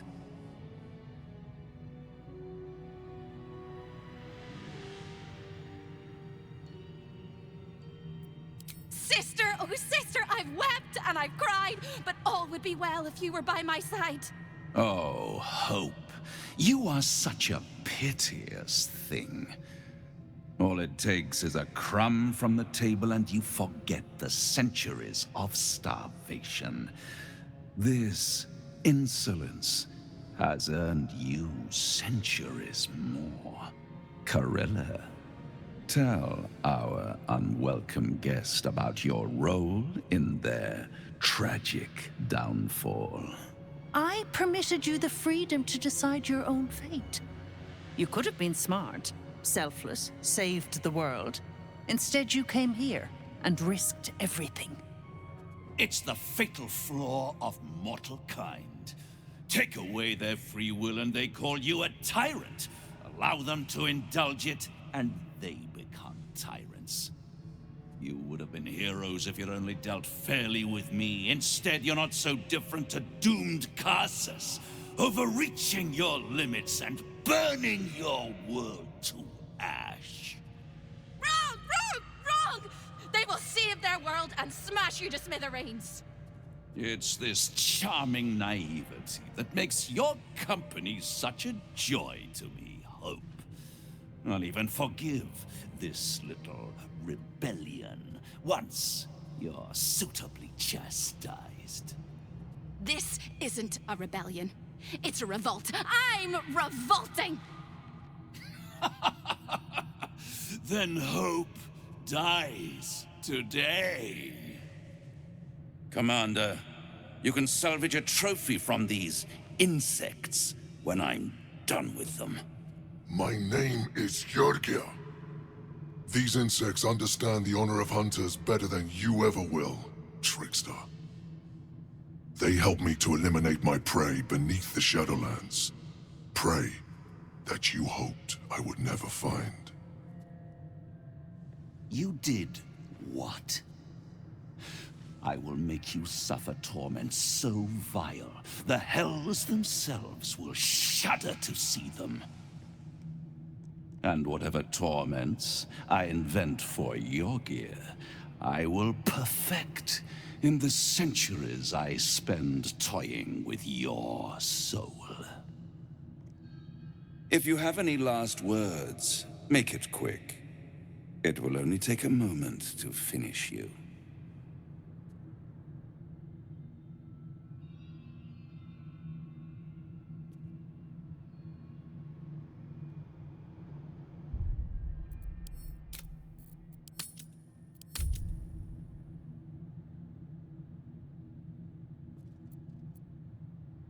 Wrong. I might have to wait another 100 years, maybe 1,000. But my time will come.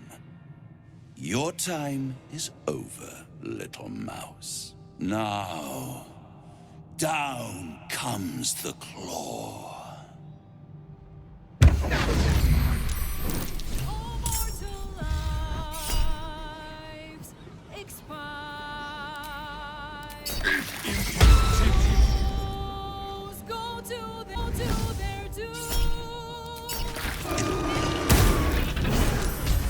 It's absolutely preposterous that any of us are alive. Maybe we're not.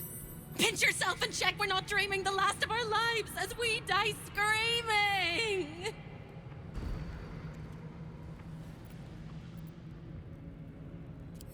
That is incredible. We're incredible. We're spectacular. What a wonderful, jubilant, glorious day. But my poor sister, Corilla. It is not right that she died. And it makes me want to weep an ocean.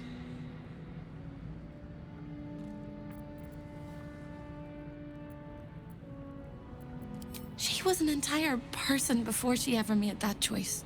When we were children, she always kept the last piece of pastry for me and bloodied the nose of the bullies who pulled my hair. She was my sister. But as a wise woman once said, there's no point in crying over spilt blood. We must go on. And despite all the years I've lost, I have enough love in my heart to guide you home. For the first time since you heard her voice, hope seems calm, and the peace flows from her into you, soothing your very soul.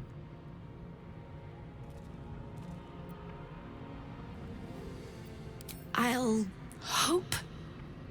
What else?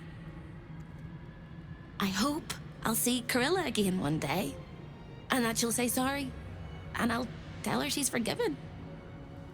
I hope I find all the pieces of my mind that fell out of my head over all those years, and that I'll be able to put myself back together again.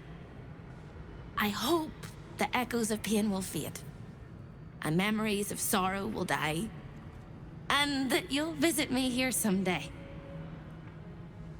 And I hope you have a happy ending of your own.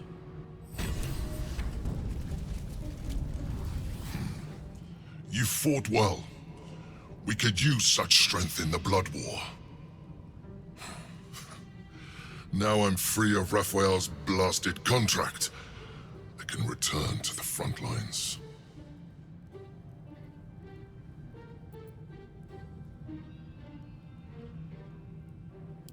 Whoever your enemies are, they have good reason to fear you.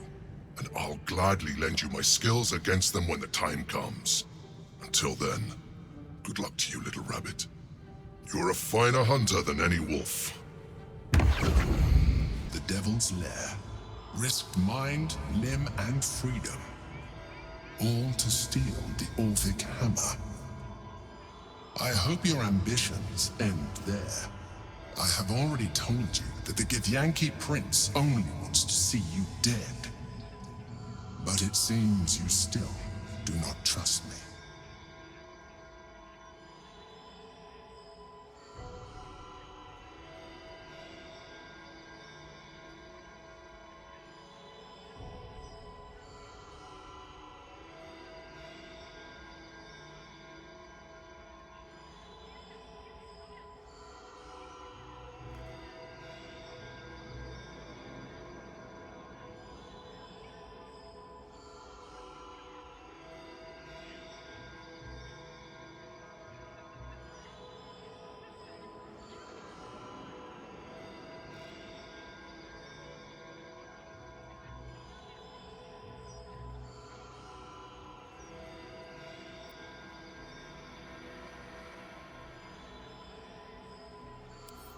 That is not my definition of trust.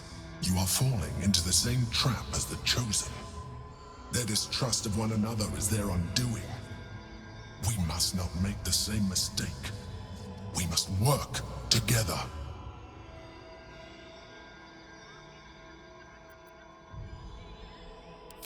wish I could trust you. But that you felt you needed to have it at all tells me that you are not worthy of that trust. Nonetheless, our fates are bound, and in the absence of a happier union, I will accept a useful one. You may think yourself ingenious for having slain a devil, but you have merely ironed out a wrinkle. The Elderbrain will not be such an easy foe. It is time we resume our journey to find it.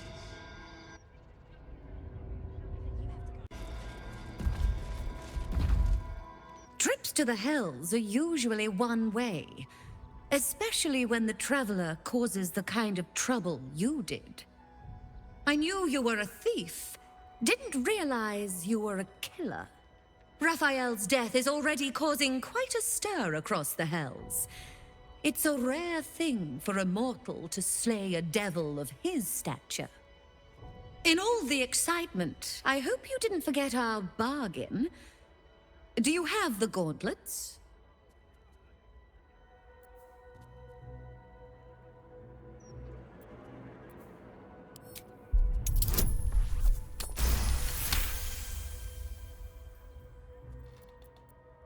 That invalidates our deal, I'm afraid. I fulfilled my part of the bargain, so you owe me the fee I proposed initially.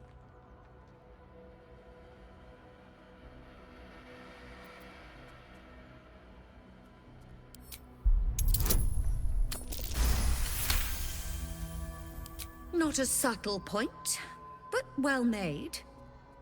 Keep the gauntlets. Your threats aren't necessary, but your coin is still welcome, Devil Slayer.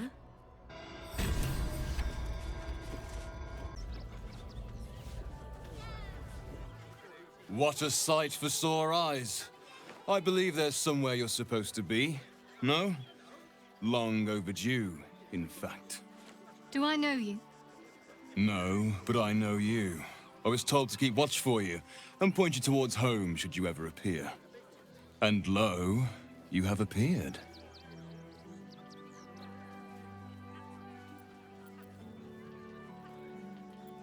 Mother Superior sent you.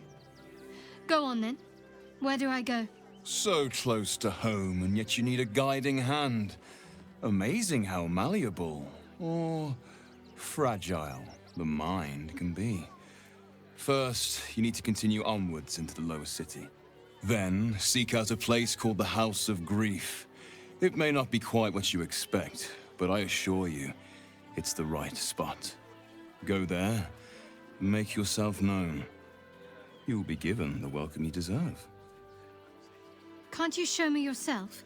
Oh, no. I must remain here. In truth, I'm glad to keep my distance for now. There's been some tension in the ranks. Seems a great deal is riding on the outcome of your mission. Besides, I have business to attend to, wares to sell. Our great endeavor cannot run on faith alone. We need funds. Have a look, if you wish. Otherwise, I think we're done. Try not to dawdle too much in the city. Mother's waiting.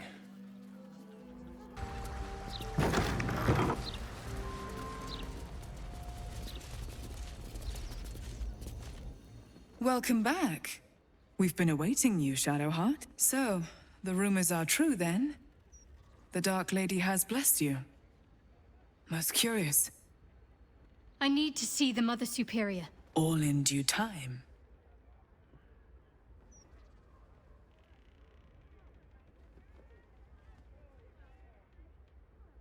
As I said, in due time. First, you submit to the mapping of the heart. Only then can we know what is to be done with you. Follow me.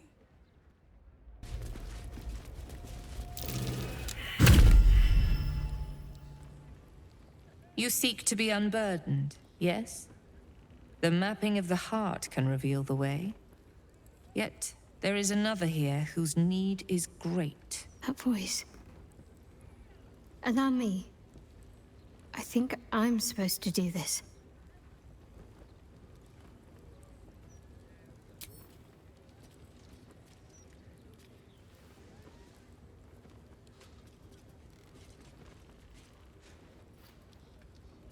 Do you know why you are here? I have a mission to fulfill. I must... You had a mission, yes. But did you succeed? Or did you stray? Now give me the true answer. What is your purpose in being here?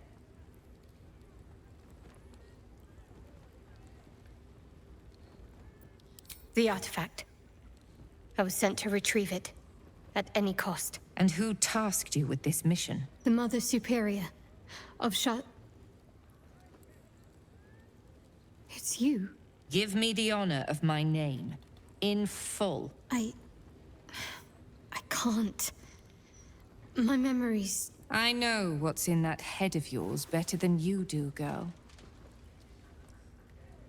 My name. Mother Superior...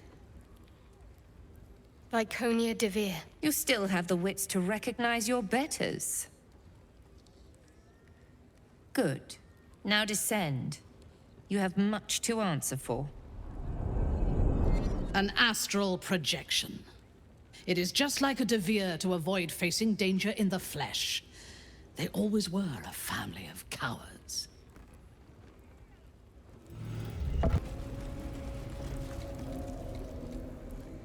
I thought you might try to flee rather than face us. Perhaps you are braver than I thought. Or more arrogant than even I can fathom. No matter. You are here now to face the Dark Lady's judgment before a gathering of your peers. Give the artifact, and perhaps we will be merciful. No. I already faced Lady Shah. I passed her trials. I wielded her spear, and now I am her mortal voice. I have been embraced by her in ways you could only dream of. Nonsense! Ravings! You've strayed, girl. You've failed Lady Shah's mission and allowed ambition to rot your mind. Tell her. Tell them all. Tell them how the Night Singer has blessed me.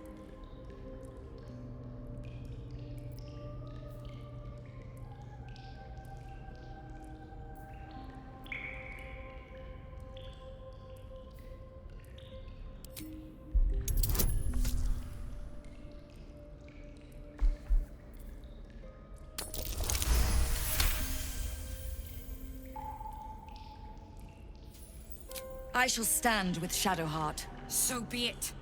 A traitor's end awaits you all. These are the desperate lies of trapped vermin, nothing more. You are deluded, girl. I'm not here to convince you, Mother. You are already disgraced in Lady Shah's eyes. I merely wish to give the others a chance to repent, before they are dragged down with you. A coup attempt? Shadowheart will need all the help she can get if she's to win over the remaining diehards from Viconia's ranks.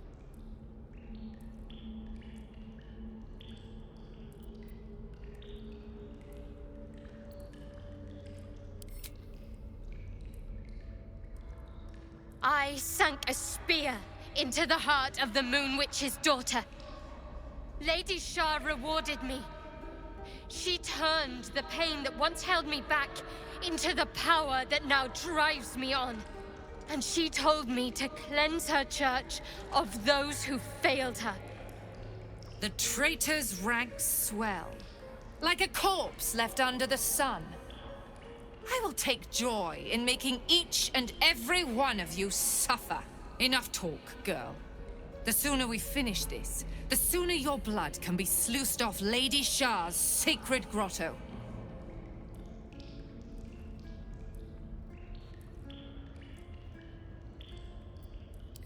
Enough speeches.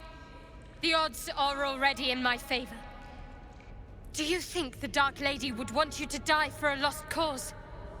Or show some cunning and live another day? No matter. I built this place from nothing. I can always start anew once you've been dealt with. You were right about one thing. Lady Shah's church does need to be cleansed. By my hand.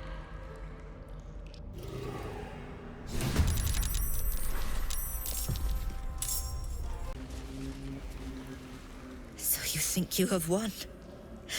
Time will tell. Far easier to claim something than hold on to it. They will turn on you in time, when you hear the whispers and see the blades drawn. Remember my face. I won't remember you at all. Nobody will. Kill her or turn her loose. It doesn't matter. She's finished either way.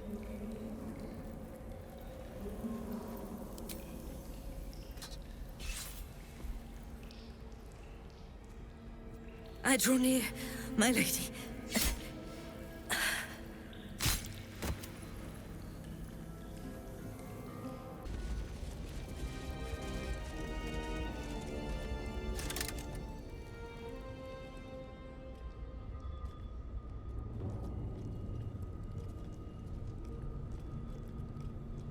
It can't be. Another vile trick.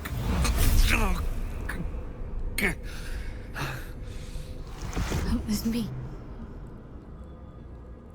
I did that. How?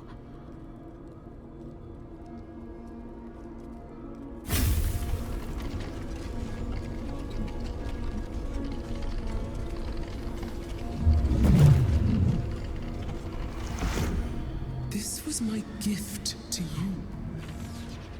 Power is not created. It merely changes from one form to another. Their pain becomes your might.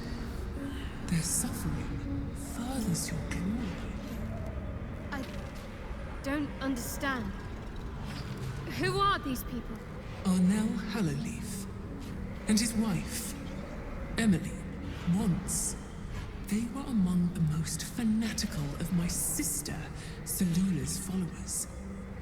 But for years they have been here, resisting my embrace, just as I wished them to. Their wrong-headed resolve allowed me to shape you. But I need not tell you. I can show you. It is time to remember. Time to remember everything. You find yourself thrust into Shadowheart's mind, but it's different than before. There's more than you or she can comprehend. A flood of restored memories, finished thoughts, revealed secrets.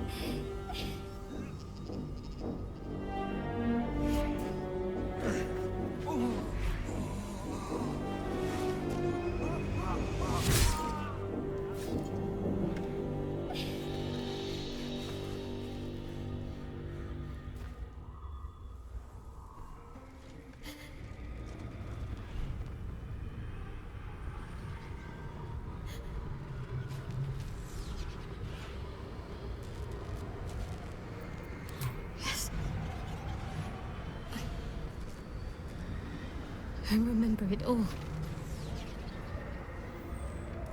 I remember them. My parents. What have you done to them? We, child. We did this to them together. My power and your will. Jennifer? Jen? Is that you? Why you look so tall? It's not her, Em. It's just another trick. Another way to hurt us. It's me. I'm Jennifer. Jennifer is no more. She never left those dark woods. It was Shadowheart who emerged. This woman gave birth to you. But I made you. I am your mother.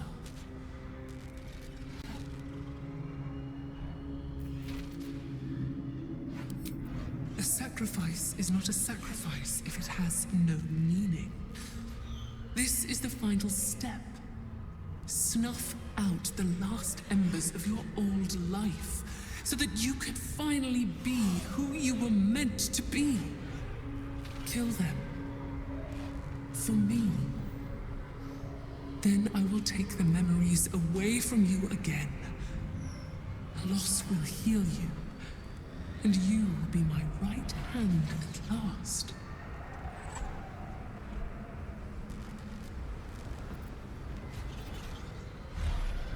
They're my parents.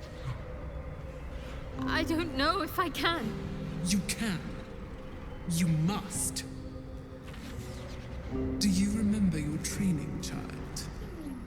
I know you do.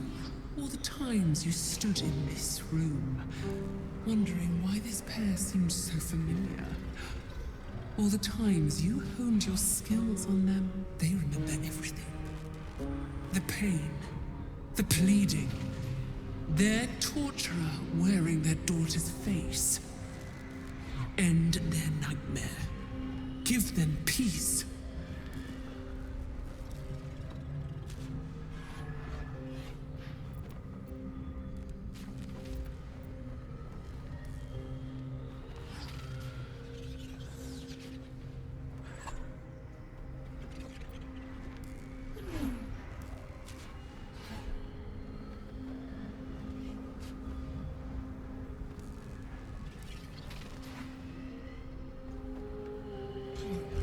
Do what's right. I think I lost sight of that some time ago. Better to just serve blindly. Whatever happens, we love you all the same. We never stopped. Thank you, Moon Maiden. You let me see my Genevieve, my baby girl, one last time. Don't call me that. My name is Shadowheart. You are just lost, Genevieve. Selûne will show you the way home, in time. My name is Shadowheart!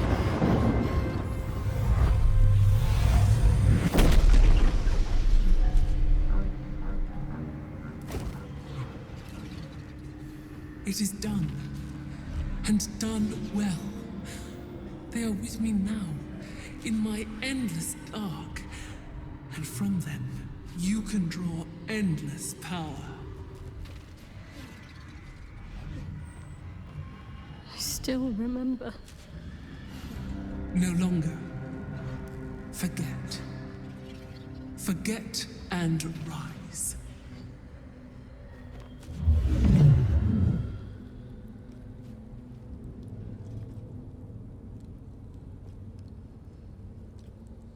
It's done. This place is mine now. Shah's forces are mine when I need them, and her power, it's right at my fingertips. I can't believe it.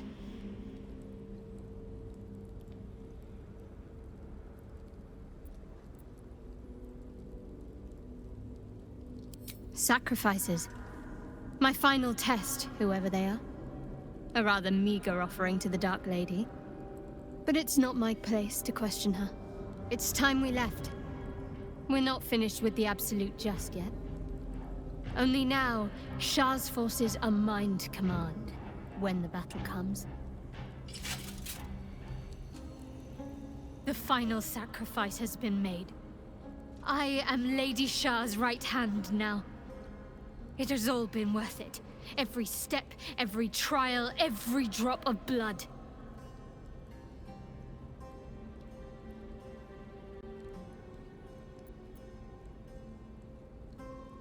That's a question that could take a lifetime to answer. Lady Shah's followers are my responsibility now. I will need to guide them, and root out any heresy that Viconia sowed. But all that must wait for now. The Night Singer's Church cannot thrive if the Absolute isn't stopped. When the time comes for the final battle, Lady Shah's faithful will be ready. Until then, we should continue to do what we must. Is that truly you? Oh, I thought I might never see you again. No, you need to leave.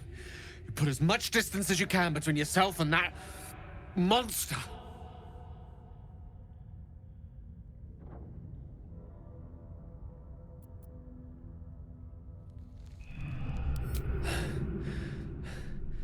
Orin. She snatched me up from our camp and brought me down here to her temple, the Bhaalist enclave. How long has it been? A 10-day? Longer? I can't even tell. She did things to me. Such awful things. Even I don't have the words. She took things from me. She let me run.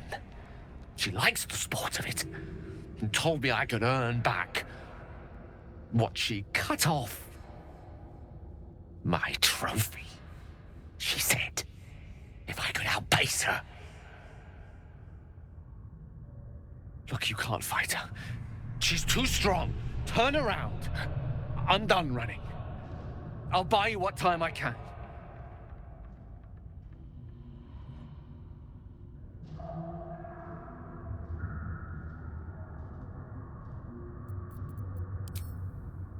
A few choice cuts and sweet meats.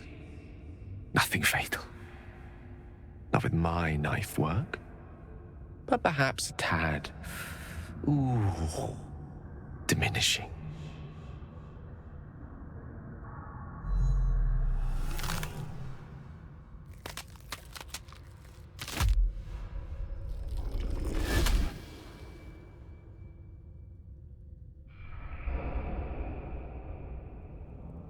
Look at it. Brain battered and broken. Hands stained with the Bone Lord's soot. Have you forgotten the way home, sibling? Should I set your lapdog to screaming? That could help you find the way.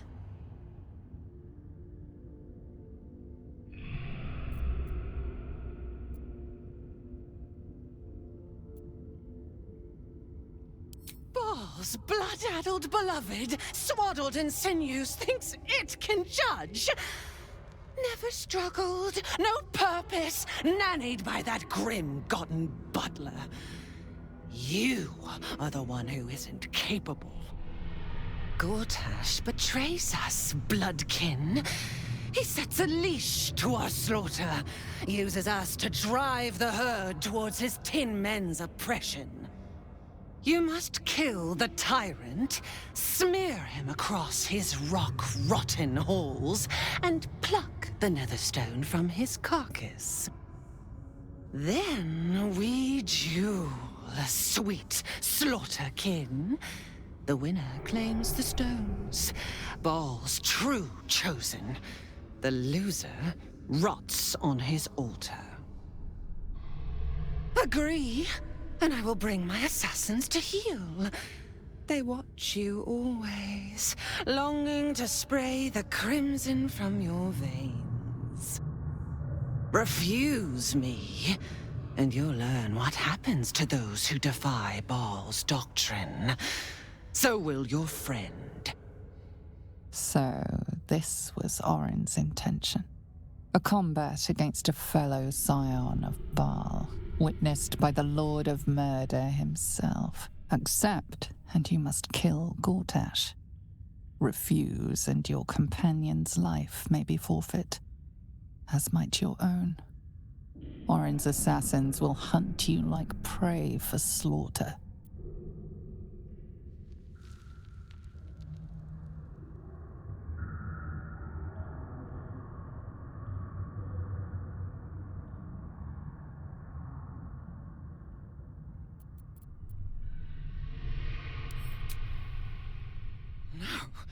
No! No! Filthy lies! He waits for me to carve domination into your ravaged skull. He will grind your meat in his jaws. But first, you must make gut spill of the tyrant. Do not underestimate his steel watch. Seek their cradle in the lower city and skewer their skull meat. Make them rust and blood. Then you can gore the lordling again and again and again. But listen close, Bone Killer. Come to my temple before you turn Gortash to carrion, and I will ready your friend's corpse to greet you. Bhaal is waiting, Slaughterkin. Do not disappoint him.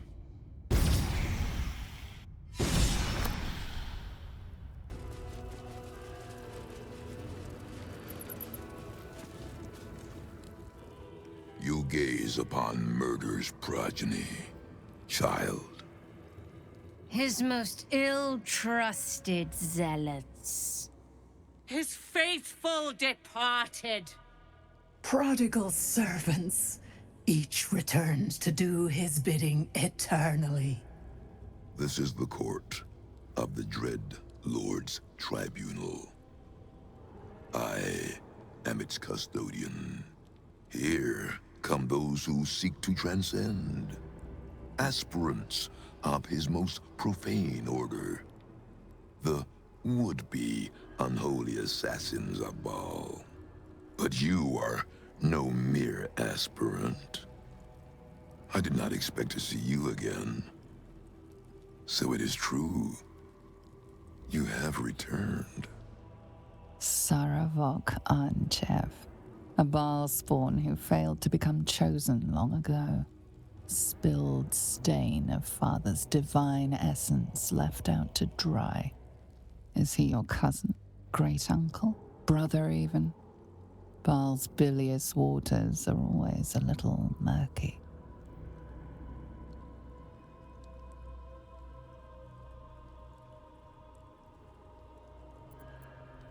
I have heard it said you lost your memories.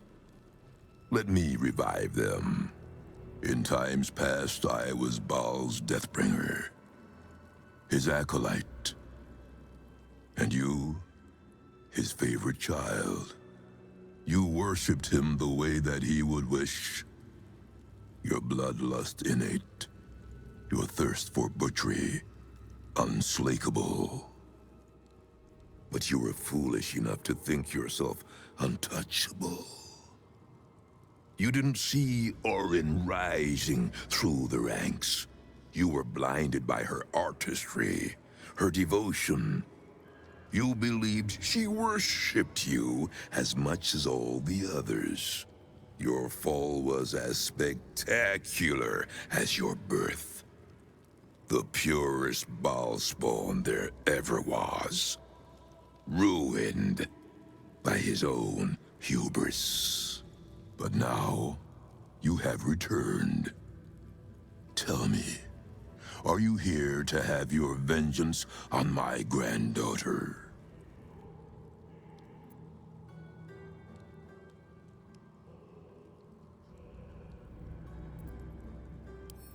She is the child of my child, and your bloodkin. But she only seeks the Bhaalian favor you were born to inherit. She may have usurped you once, but all her rites and rituals will never match her to your natural gift. Bhaal is about to name a new chosen. All is between you and my granddaughter Orin now. And Orin has much to learn. Our Lord does not care for beauty. Bhaal cares only for death. Death in numbers. Death in droves. It is a lesson Orin will only learn in death. I wonder if you will be the one to teach her.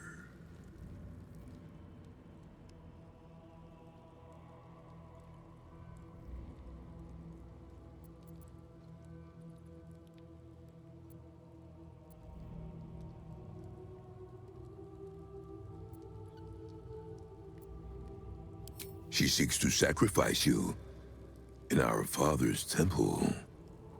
She dreams that your corpse will be her masterpiece. But she forgets, before your incident, you were the true master. You were murder, pure murder. No excesses, no pretensions. I believe you will be the one to slay Orin. And when you do, remember Grandfather Sarevok. Remember how he helped you. Return to visit him.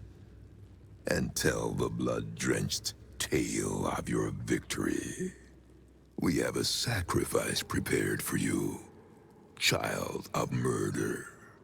Let us celebrate your becoming.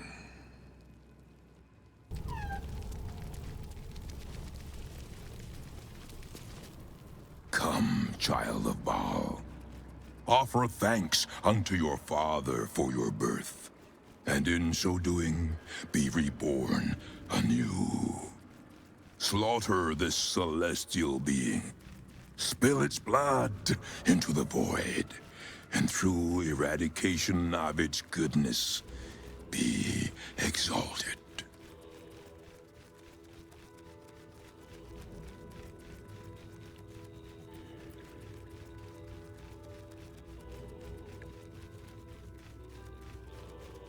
Spare no violence for the Dreadlord's grace, and savor every moment of the creature's slaughter.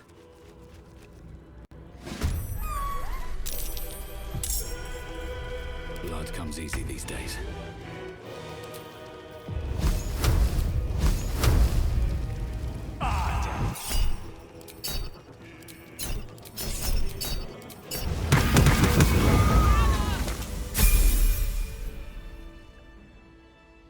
Behold, Father Bhaal, your lost child, bathed anew.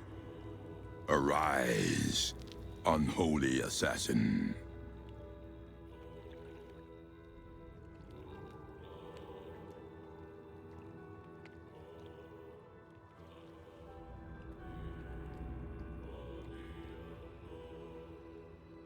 His most unholy will be done.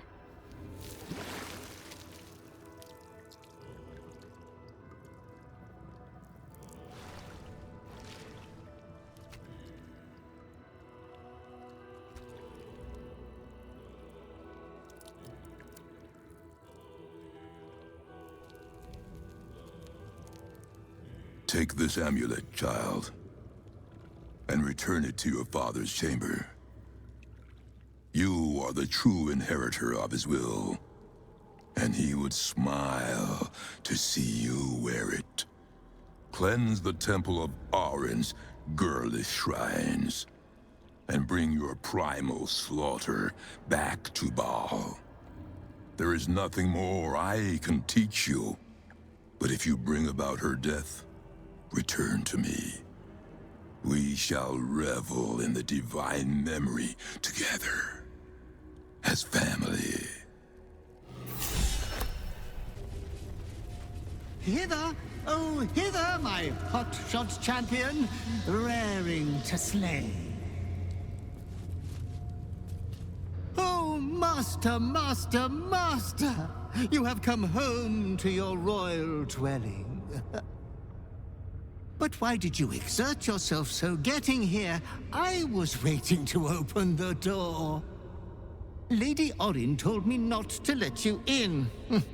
But I'd never listen to the pretender to your fetid throne.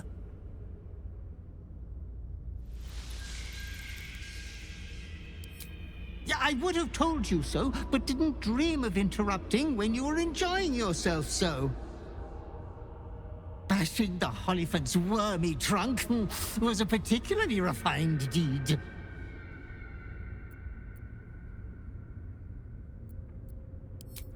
We are unfortunate bunkmates, as she refuses to leave your estate.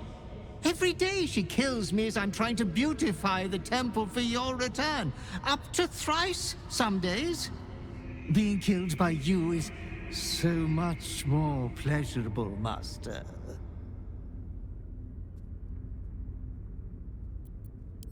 Ah, the temple is all tidied and ready for your worshipful act of mortal combat.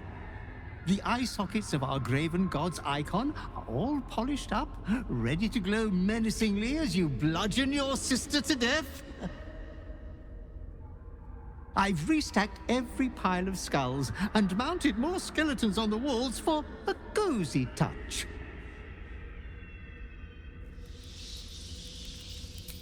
A 1,000 succubi could give me no greater delight. There's a puddle of blood on the floor as you walk in. Careful, don't slip.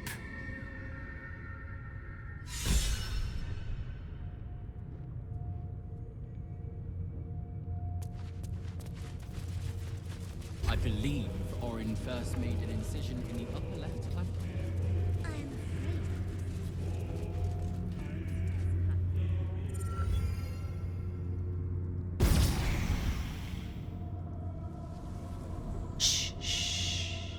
Your savior approaches, scuttling in without the tyrant's rock.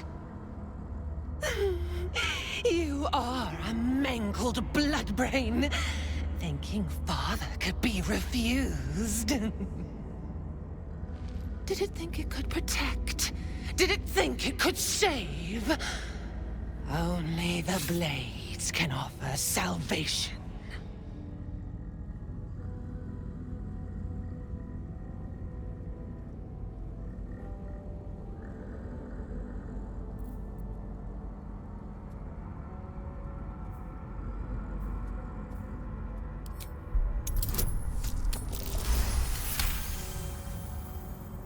You do not lie, underling. It is your blood I am destined to spill. Your death spit will stain these walls, little lamb.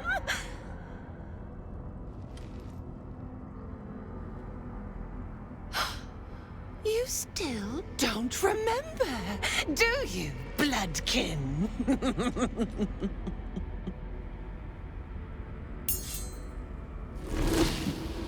How you screamed as my knife slit your skull. Your brain juices, sticky and sweet. A little hole, big enough for the worm. Your body, a blood sack to feed it. The favorite of Bhaal turned meat puppet, strung up by the sinews and plucked by my hands. A straggling memory rises. Day your tyranny should have engulfed this world. It was you who were the first to be enslaved. Orin's smile was the last thing you saw, her bright blade glinting as she chiseled into your skull. Her reckless digging left your mind shattered. She robbed you of your bloody birthright, reduced you to nothing. Nothing but pure hate. And now it burns, yearning for vengeance. Husk, maggot, a Bhaal spawn, slip sliding in filth with these pigs. You don't deserve the Murder Lord's blessing.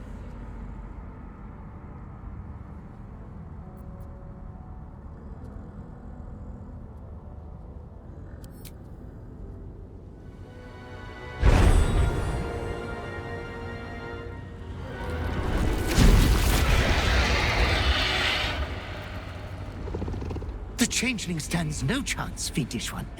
Eviscerate her.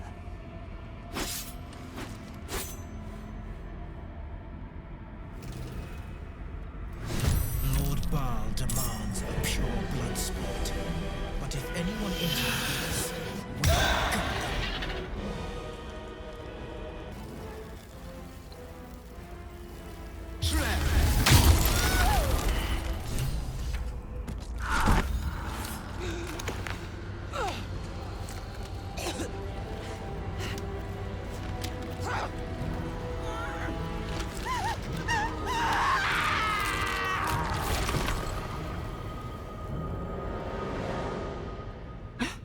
Master, you are the chosen one. He is near. He comes for you.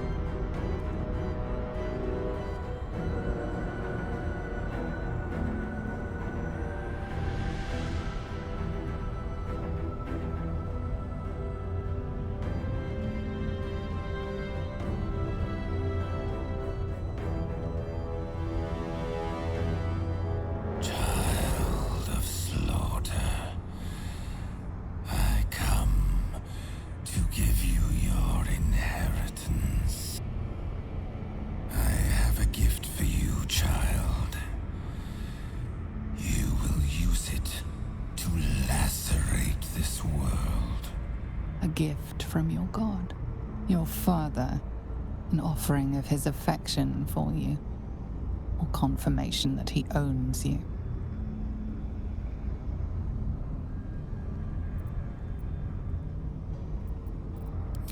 My chosen, my slayer, violence incarnate, you will become a testament in blood. Go, child of Bhaal. Claim the crown of Caucasus. Control the Absolute. And command the Horde fit to butcher this world in my name.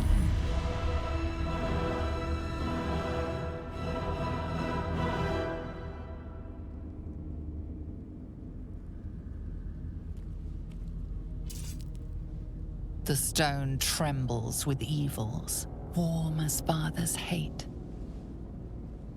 Careful what you do with that thing.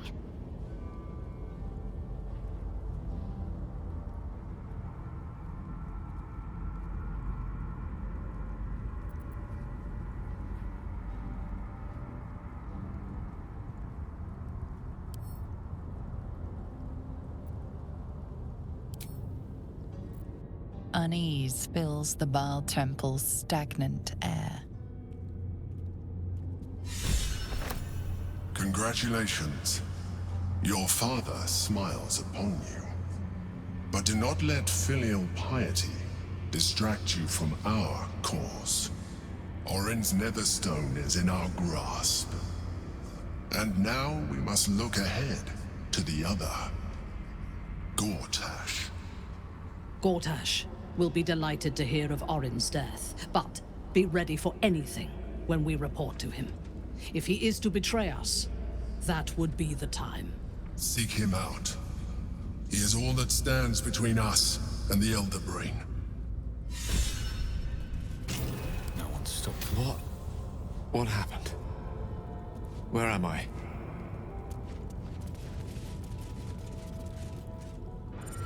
Your interventions are more timely than those of the gods themselves. I owe you my thanks. And my life. Not sure I've got the energy for any vigorous adventuring after all that excitement.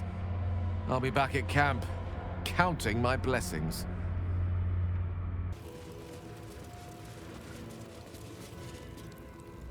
You return, taint-blessed kinkiller, having committed the holiest of sins.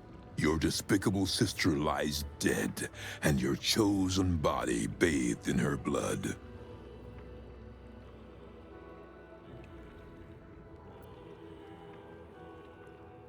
You are so full of promise.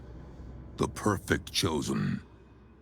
I almost hate to bring a challenge upon you.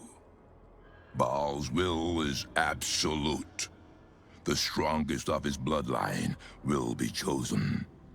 A spawn who kills a chosen must then become chosen themselves.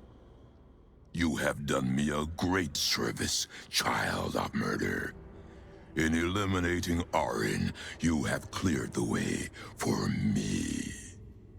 With your death, I will prove myself anew. It is Father's way.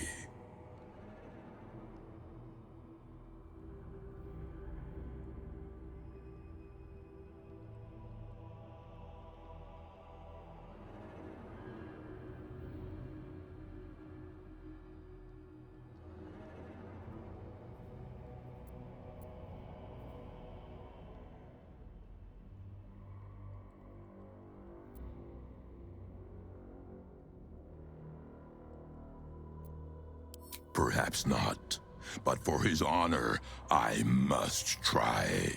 To die by the hand of a chosen is the only death I could ever wish to take. My aching bones in this husk still feel every spark of pain from the crystalline moment of my first death in the temple. Let us die, chosen, as only Bhaal spawn can. I will not tolerate ignorance. This place shall be your grave.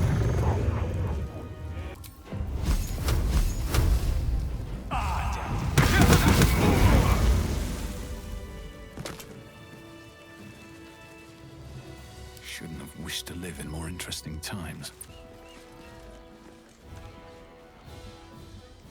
You have the Netherstones.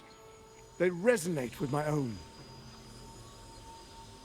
I commend you for putting an end to Orin's madness. She must be screaming bloody murder in the hells even now. How was the reunion? I trust you demonstrated your particular spark of creative genius. I always preferred your methods to hers. You have mastery over your urges.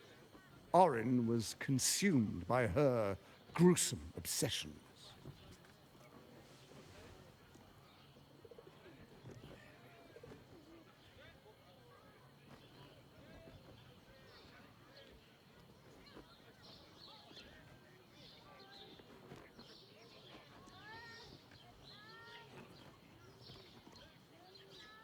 My involvement with Orin was never a true alliance. A mad dog understands the yank of the leash and the hand of its master, but it cannot be an equal. You can be my equal. We will raise a black keep in Baldurs Gate.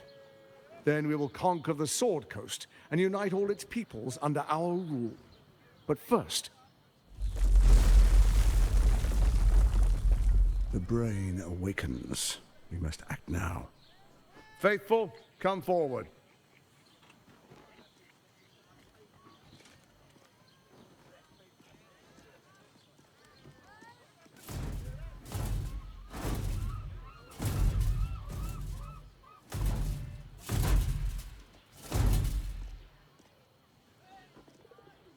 Hand me the Netherstones and we will rule as one. If he holds all the stones, he holds all the power. We must keep our portion if this alliance is to endure.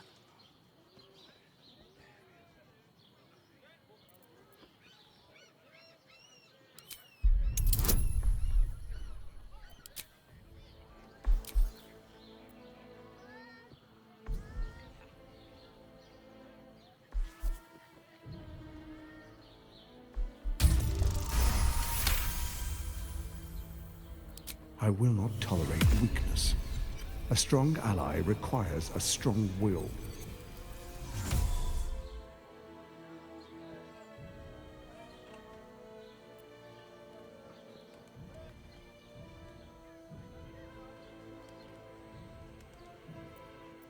I'm not here for games. Hand me the stones, or face the black hand of Lord Bane.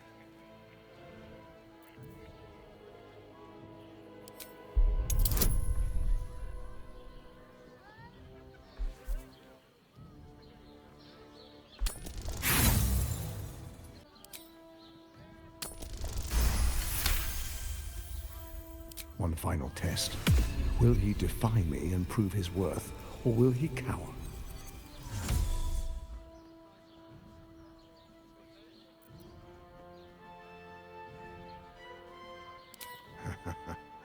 As they should. I was merely testing you. This should be an alliance of peers. You've got a backbone, and the makings of a leader. The Dark Lord Bane blesses our alliance. Our time is short. The Elder Brain is held beneath the city. We must go to it if we're to control it. There is a vessel to the Morphic pool where the brain feeds. I will wait for you at the pool. With the Netherstones in hand, the brain can't resist us. We will be absolute, with an infected army at our beck and call.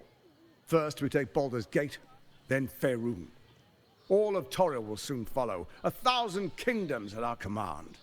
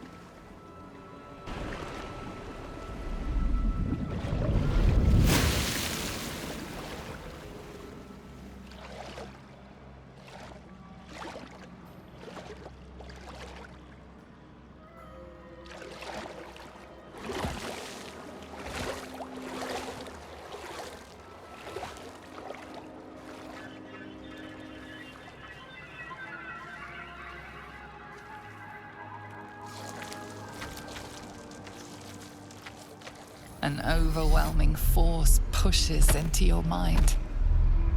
The brain. It is here.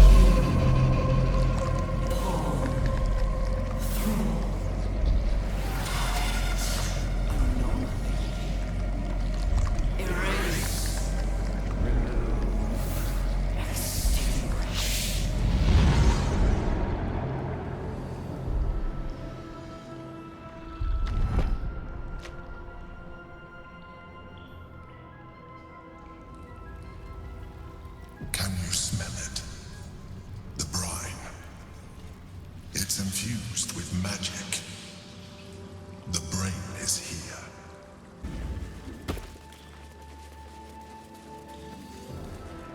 The brain is about to break free. We have no time to lose. We either shackle it by the force of our will and usher in a new age, or the city breaks. You've survived shadows, defied gods, and overcome many challenges to be here. But that doesn't mean you're ready for what comes next. For that, you will have to be much, much stronger.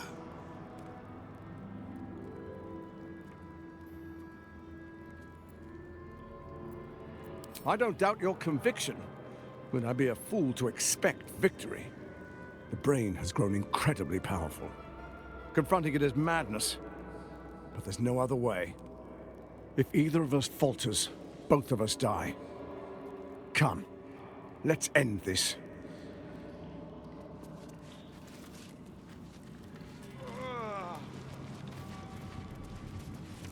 My head is pounding. Endure. We execute.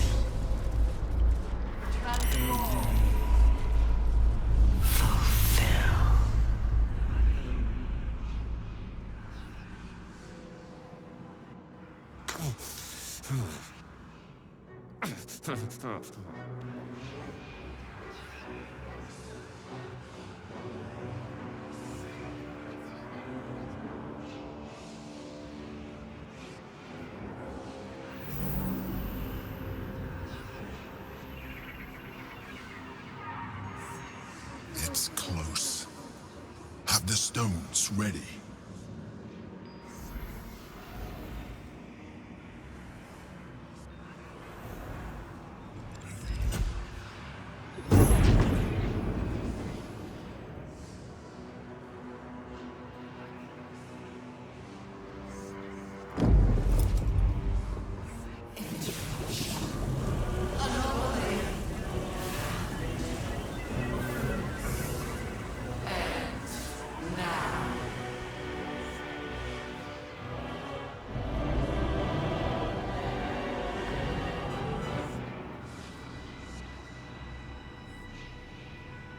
You think you know why you are here.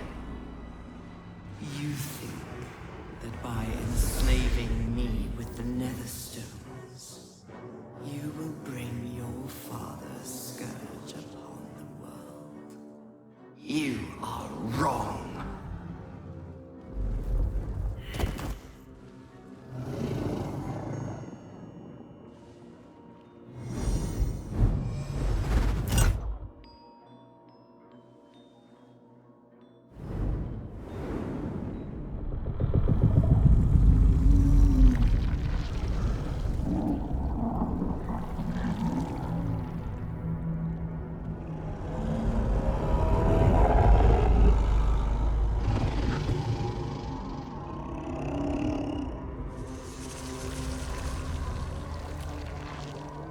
It's messing with your mind.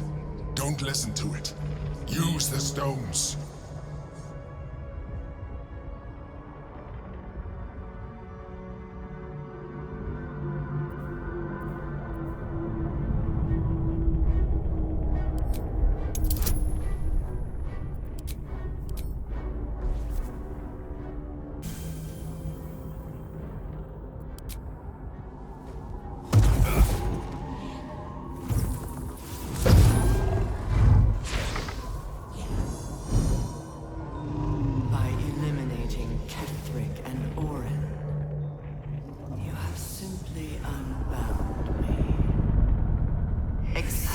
As I intended. The crown is now mine to command. Mine alone. Don't listen to it. Focus on the crown.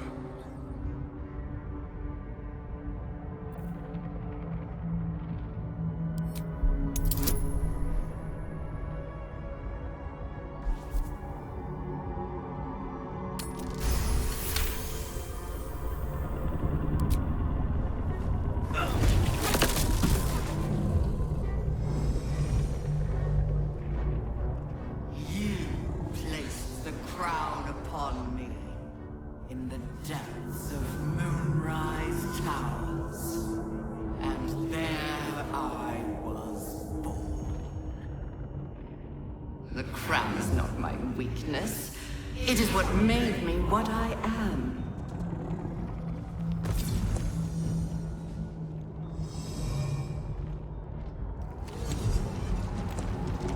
I respected Bhaal's child once, but not you, Gortash.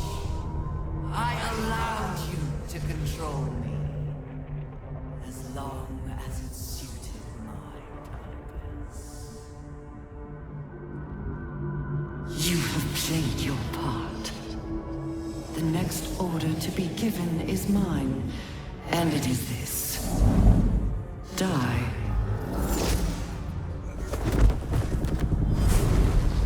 Hells. Talk about wiping the smirk off his face.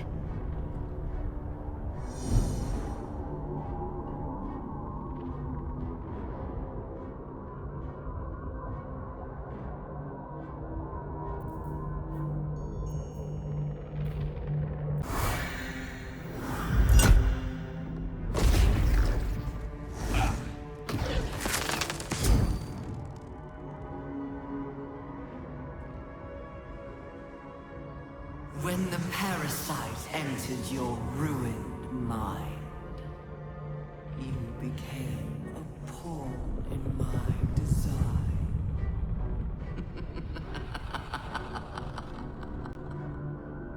Who do you think told the Chosen about the astral prism?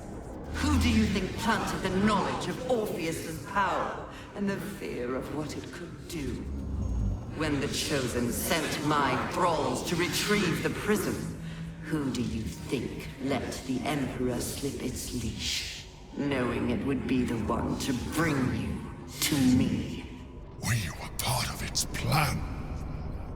I only needed one Netherstone loosened from the Chosen's grasp to guarantee my freedom. You brought all three back to me. In doing so, you have liberated me. This was your role, and And it is complete. Now you will witness the grand design. We need to put a stop to this now!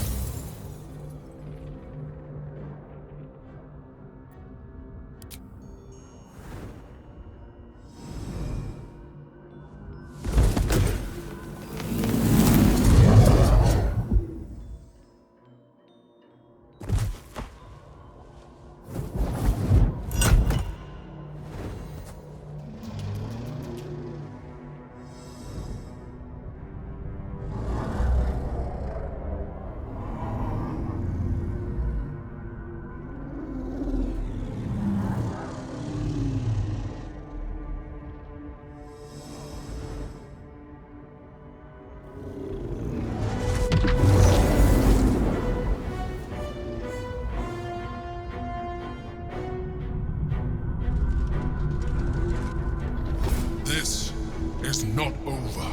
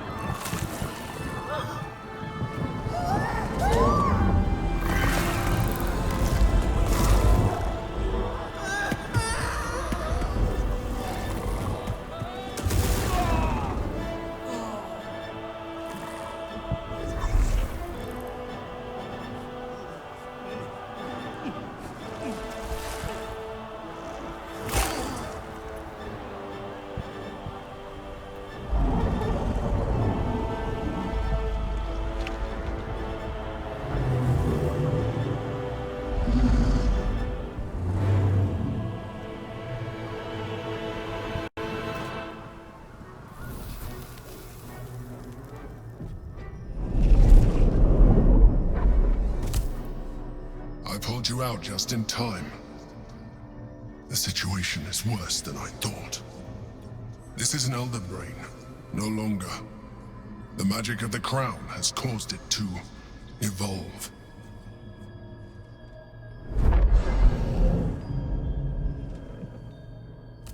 It has become something more. A Netherbrain.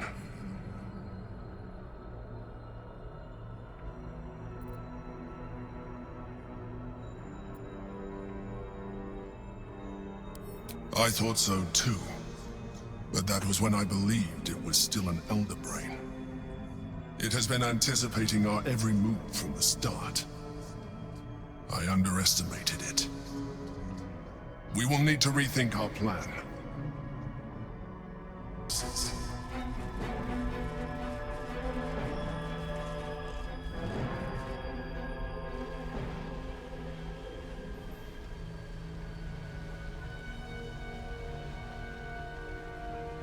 I have assessed our encounter with the Netherbrain from every angle. I know why we failed. The problem was not the stones. The problem was you. You can make only one move at a time, but the Netherbrain calculates every possible move at once. It knows what you will do. It knows everything you could possibly do. You cannot outmaneuver it. To defeat it, you would have to think like an Illithid. Better yet, be one. Your mind is not capable of this. Mine is. You will give the stones to me. I will assimilate Orpheus, and then I will be able to leave this prison to face the brain. Assimilate him? Skva! No! Now is the time to liberate him! Do not stand against me.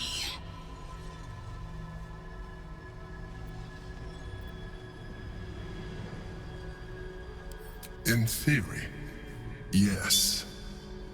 You have embraced transformation so far, but this would be a complete evolution. And you will be an Illithid for the rest of your days. Is this really something you would be willing to accept? Why should you be the one to make this sacrifice? You could let someone else take the fall. Or give the stones to the Emperor, and when the moment comes, kill it and take control. Let's not be hasty about this. I think this warrants a more private discussion, away from that silver-tentacled Illithid. The Githyanki's power will see us through. One last time. Mother Gith's only son has suffered long in his prison. Refuse the Emperor. Better yet, crush his revolting skull and let this prison be his grave. Then smash the crystals with the Orphic hammer and free the prince from his bonds. The comet will guide us to a sure victory against the brain. Chamar Zala Orpheus!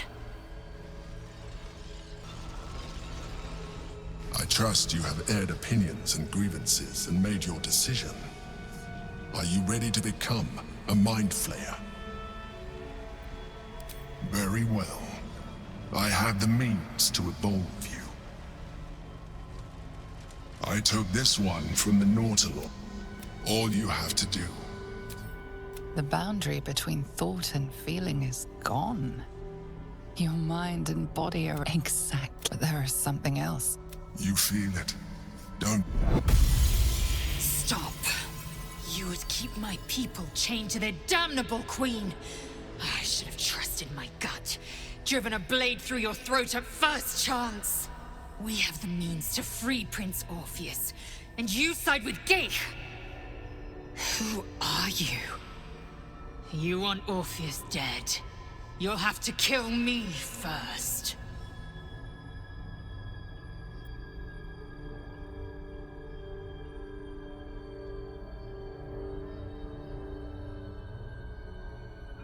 Lies! You have been seduced by empty promises, Gate tricks!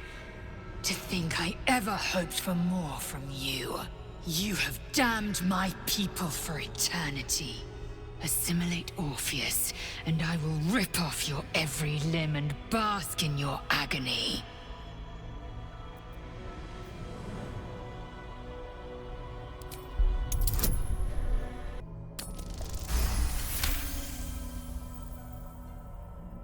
By Gith's eternal grace, do it.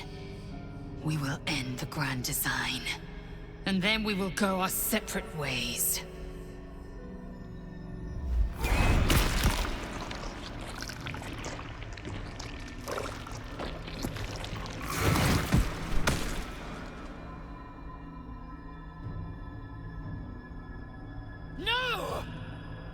I'm sure you will learn how to do it more gracefully with time. But you have done what is necessary. The greater challenge now lies ahead of us. The Netherbrain. Come, we must follow the brain's path This time, we will not fail. Fascinating. And efficient. It's time to leave. You had a choice, and you took my prince from me, from his people. You took our freedom. By every right, I should cut off your limbs one by one and leave you to your screams. But I made my promise. We will slay the Netherbrain and end the illithid grand design. I will decide after that where my path should lead.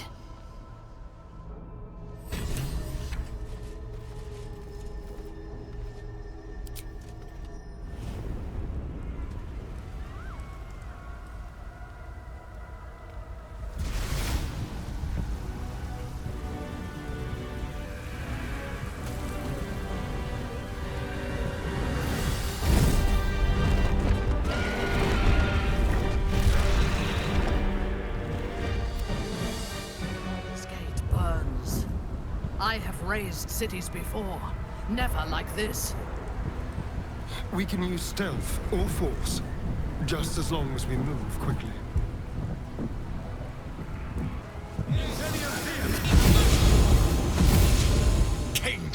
Gate, vile thing. My prince is dead. His death scream heard across the entire astral plane. Our future broken. You have stolen everything from me, illithid, and you will suffer for it.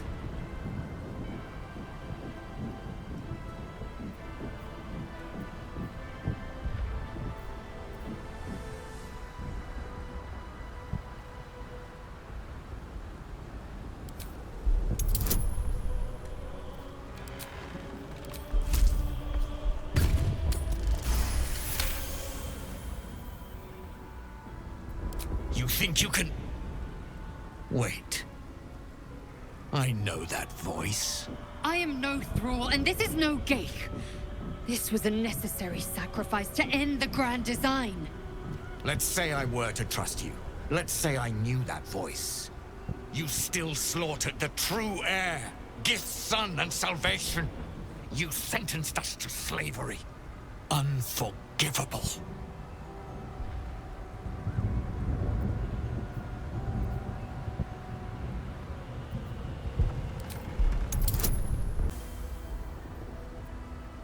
Mother Gith, hear me. Yis Githga Tavki Krashet. Time slows to a crawl while he scrutinizes you. In his eyes, his people's past and future, fighting as he tries to understand the true path, the right path, the weight of responsibility heavy upon him. The enemy of my enemy is no friend to me. But I cannot let the Gate Empire swarm the astral plane. I will spare you. In fact, I will help you. But when the brain withers, so too does our alliance. It will not just be Vlaakith that hunts you, once the embers of battle cool down.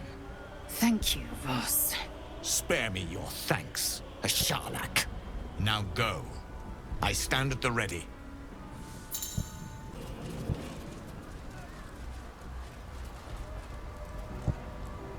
We have lost much already, and we will lose more before the day is out. You may not have expected to be here. You may not have wanted this fight.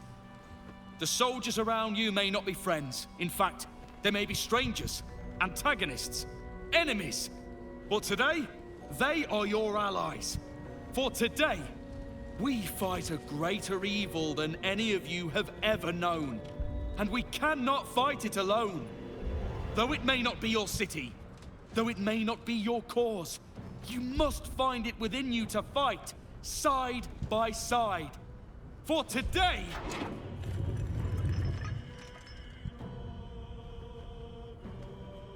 You're late, friend. This is the one you spoke of. The very same. The one who comes to save the city. They will lay the final stitch on the fate of Baldurs Gate. The Fist eyes you with suspicion. He was not expecting the savior of Baldurs Gate to be a Mind Flayer. Appearances may change, but they do not mask the one within. This one I know. Observe with whom it traveleth. Friends. This Mind Flayer will fight with thee. It will save thy city and thy lives. The Fist's suspicion softens to curiosity, his hostility melting at the recognition that there's more behind those eyes than malice. My steel is yours, Mind Flayer, and I'm not alone. You can count on me, little squid. I thirst for the hunt. The Murder Lord's own tributes will be yours to command.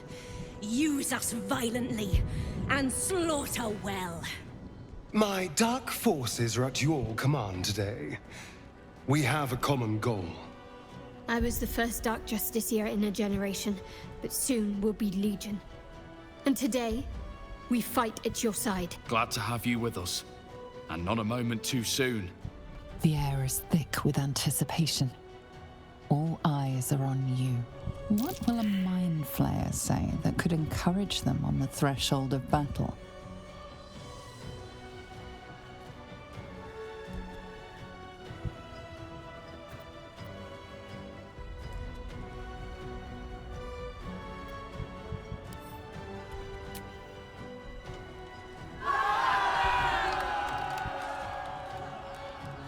Well said.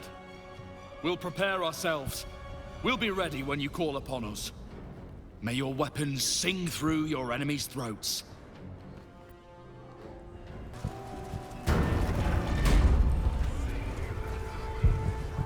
This battle will be won above the city.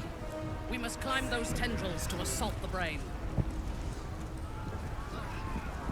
Not here. Rise. Join. Waiting. This is not the place. We must find somewhere higher up to begin the climb.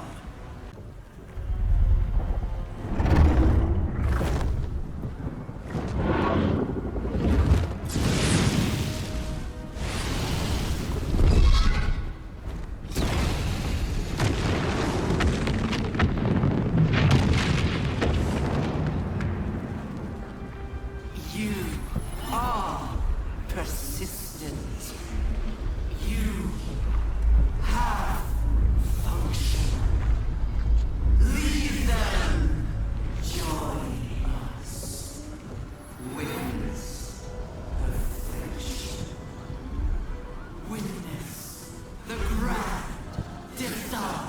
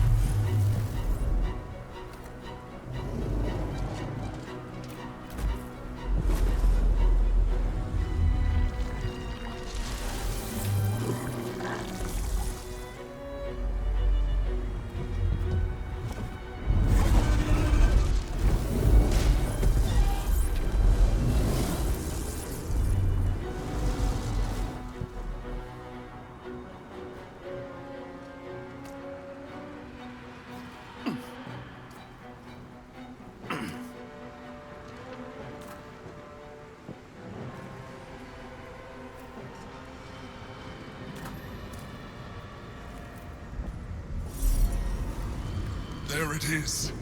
The crown. The very thing that has been amplifying the Netherbrain's power. And the very place that we will be able to dominate it. That's where we should use the Netherstones.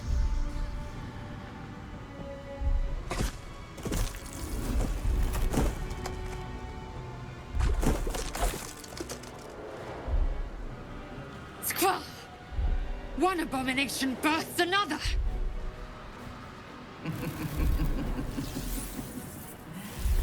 There you are. The rat catcher that became alone. The hatchling who rejected her queen. The avenging exile. Murder incarnate. You are spectacular specimens. And you will make spectacular thralls.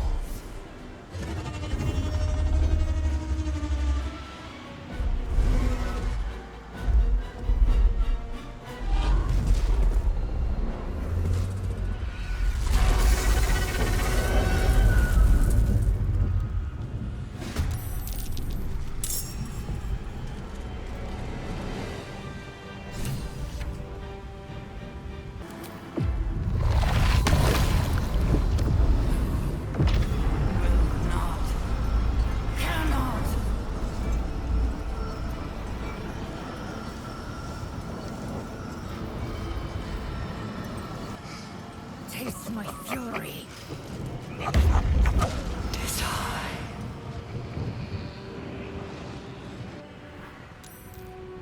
You feel it, a sudden shift. The brain is weakening, its grasp of itself slipping. This is your chance.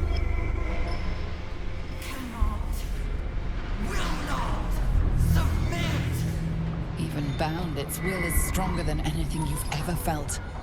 The chains shake, threatening to break at any moment. Feeble resistance. Will. Absolute freedom. This is it. Its will is weakening.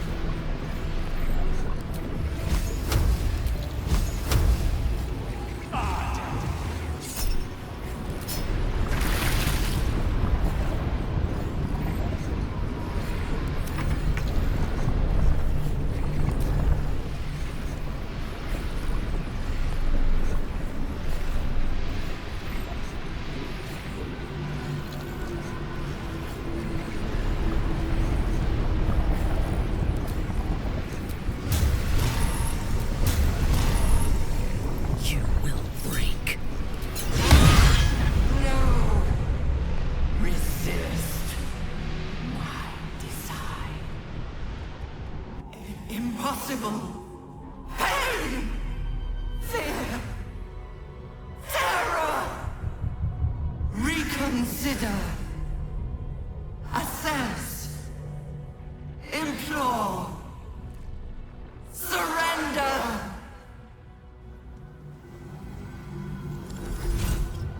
Shut it out! It's on the precipice. Push it over! Spare me.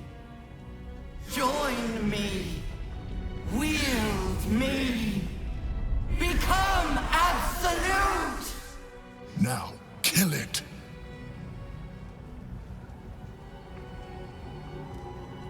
You glimpse the lifelong destiny promised by your father.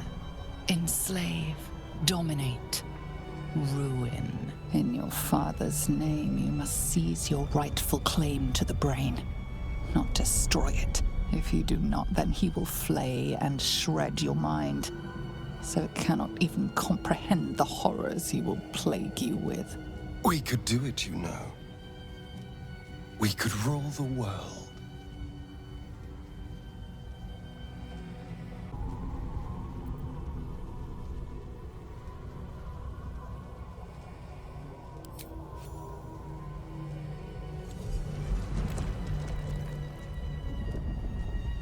Straj! What are you doing?